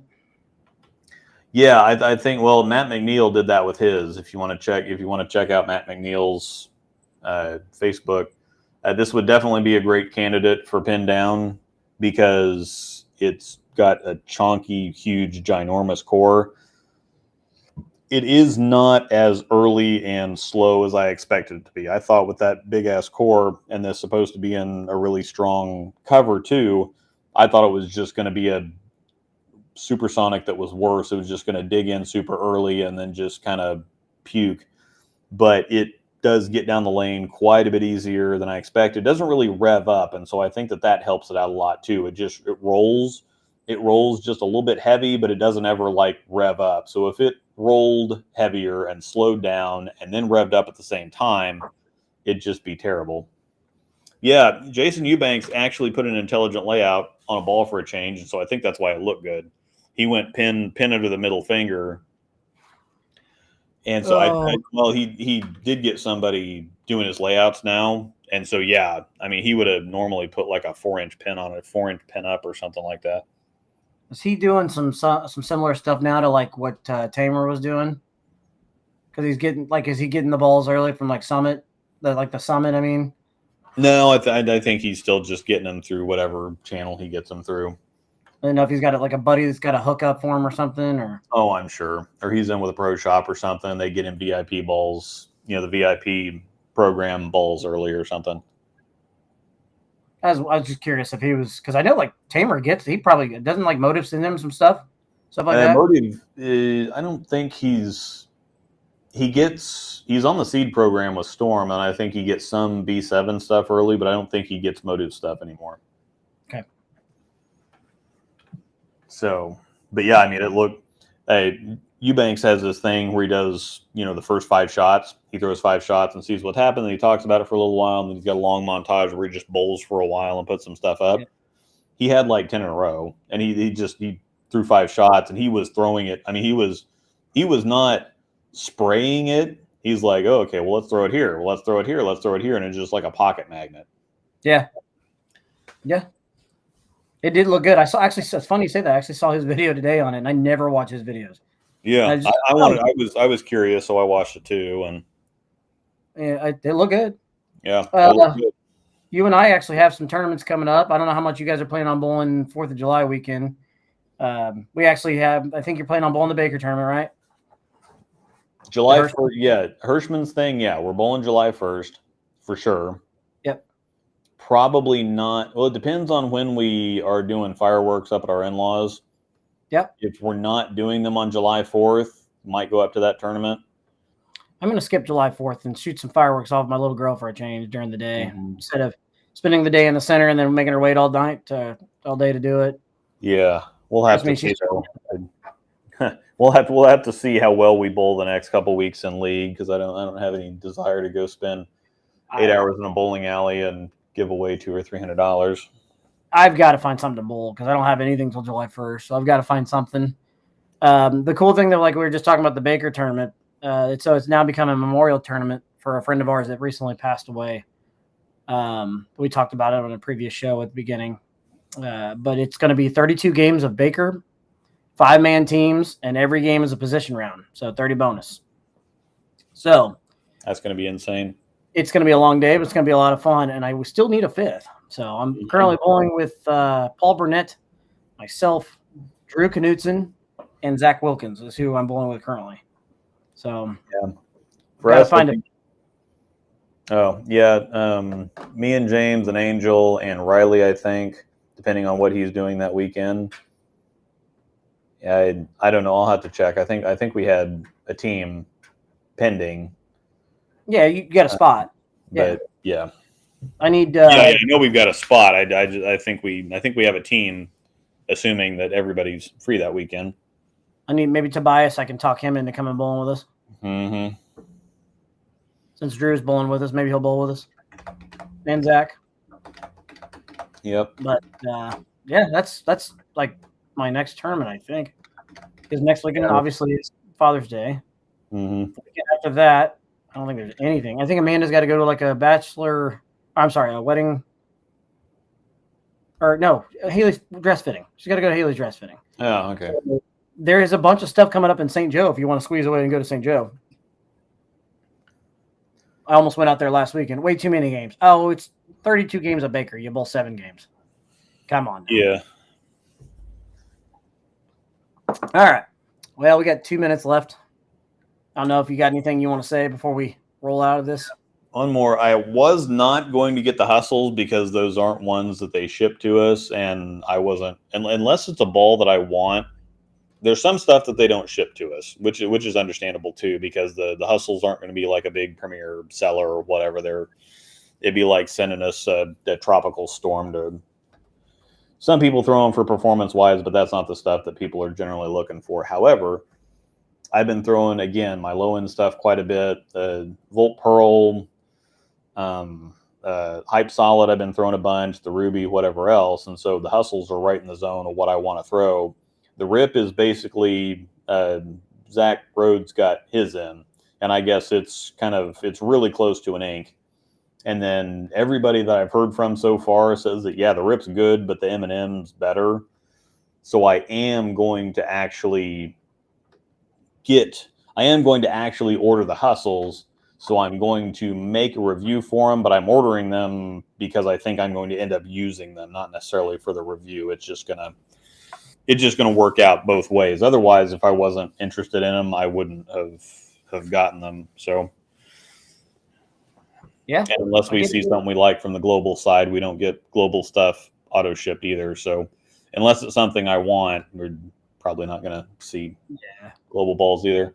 Because I'm just not going to order something to spend $80 and 10, 15 hours of my life reviewing a ball that's going to go right back in the box. There's no point in doing that. I completely understand that. That's a lot of work for nothing. Well, not really nothing, but yes, I get it. And especially you being nothing. Yeah. Yeah. It's because everything looks so much different over there. Yeah. So, all right, we're at 8:00. just going to finish my last little sip of whiskey here. Thanks, everybody, for hanging out. We will see you in a couple weeks. I have no idea what we're going to talk about, but we will see you in a couple weeks. Just wait. There'll be something from USBC in the next couple weeks. 2 weeks is a long time when it comes to USBC. So we'll try to come up with something that we can have some fun, talk about, good topic. Yeah. We got a couple weeks. If you ever got a topic you want us to talk about, feel free to always email us. Yeah, we may check the email. I had to send something back to Chris Ramones. He sent us an email a couple weeks ago. I never got back to him because I just actually didn't see it because I didn't check the only reason I got into the email was to send you the link for the show tonight. And I'm like, oh yeah, crap! I forgot I'm supposed to check this every once in a while. We had an email. He just emailed again. Yeah. Well, I sent him something before the show. I'm like, oh crap, I didn't see this. So you can also send us a message on Facebook too, especially if you're in the Breakdown Pair Facebook group. Yeah. I would probably get to that faster, but I usually do get in and out of our emails, and if there's something for Luke, I usually am good at telling him. So, or me, whatever. And you did get you've gotten several things up on our Instagram too. We haven't been putting a whole bunch on there, but we got some stuff going on Instagram now. So we won a golf tournament over the weekend. Yeah, first place in the first flight, baby. We did. So it was a good time. I'd rather talk about that than Springfield. Yeah, I know, right? We did have a good time. So, and it wasn't hot. It was a nice day. We saw some bald eagles. Yep. We ate some good food. We drank some good beer. Brewdog, by the way. Is that what it was? Brewdog? Yeah, Brewdog. If you can find Brewdog and you like a little bit of hoppiness, you'll thank me later. It's pretty good. Yeah. Beer. It was like Yingling's like a better Budweiser, Miller, Coors, whatever else. Like Yingling's still the easy drinking, but it's got a lot more flavor than that stuff. The Brewdog is like a IPA light almost. Yeah, it's like a Pilsner that's got the little bit of hint of the hops, but it's not like as harsh or as bitter as some IPAs can be. So the Brewdog would be a great if you're interested in getting into IPAs or have like that can be your gateway. That's actually your gateway beer. Example. Yeah, that's a great example. It's very good. It's smooth, easy drinking too. Mm-hmm. So, all right. So yeah, you can find us either of those places. Remember, if you like our jerseys, this is one of the new quick ships. This is not a quick ship. This is I don't remember the name of it, so I'm a bad staffer, but there you go. But yeah, that's one of the stock designs. Yep, one of the stock designs. I'm going to be ordering one of the Pokemon ones, so I'll have to share that with you when I get it. Yeah, I'm definitely Charmander. Yeah, Angel's getting the Pikachu one. The one Charmander for sure. Yeah, got to get that ordered. But there are 12-bagger line if you guys are interested. So yeah, our codes will not work on quick ships, bulk orders, or mystery boxes, but everything else they'll work on. So if you enter the code and it doesn't work, then you probably use something the code's not eligible for.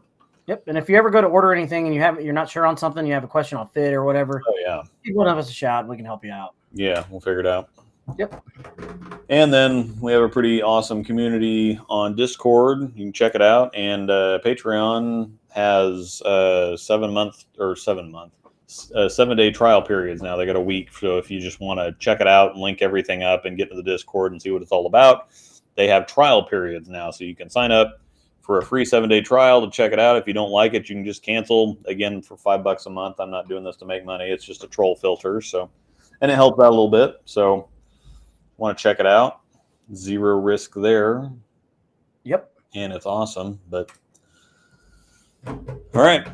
Thanks everybody for watching. We will see you next time. Have a great week, everyone. Thank you. Peace out.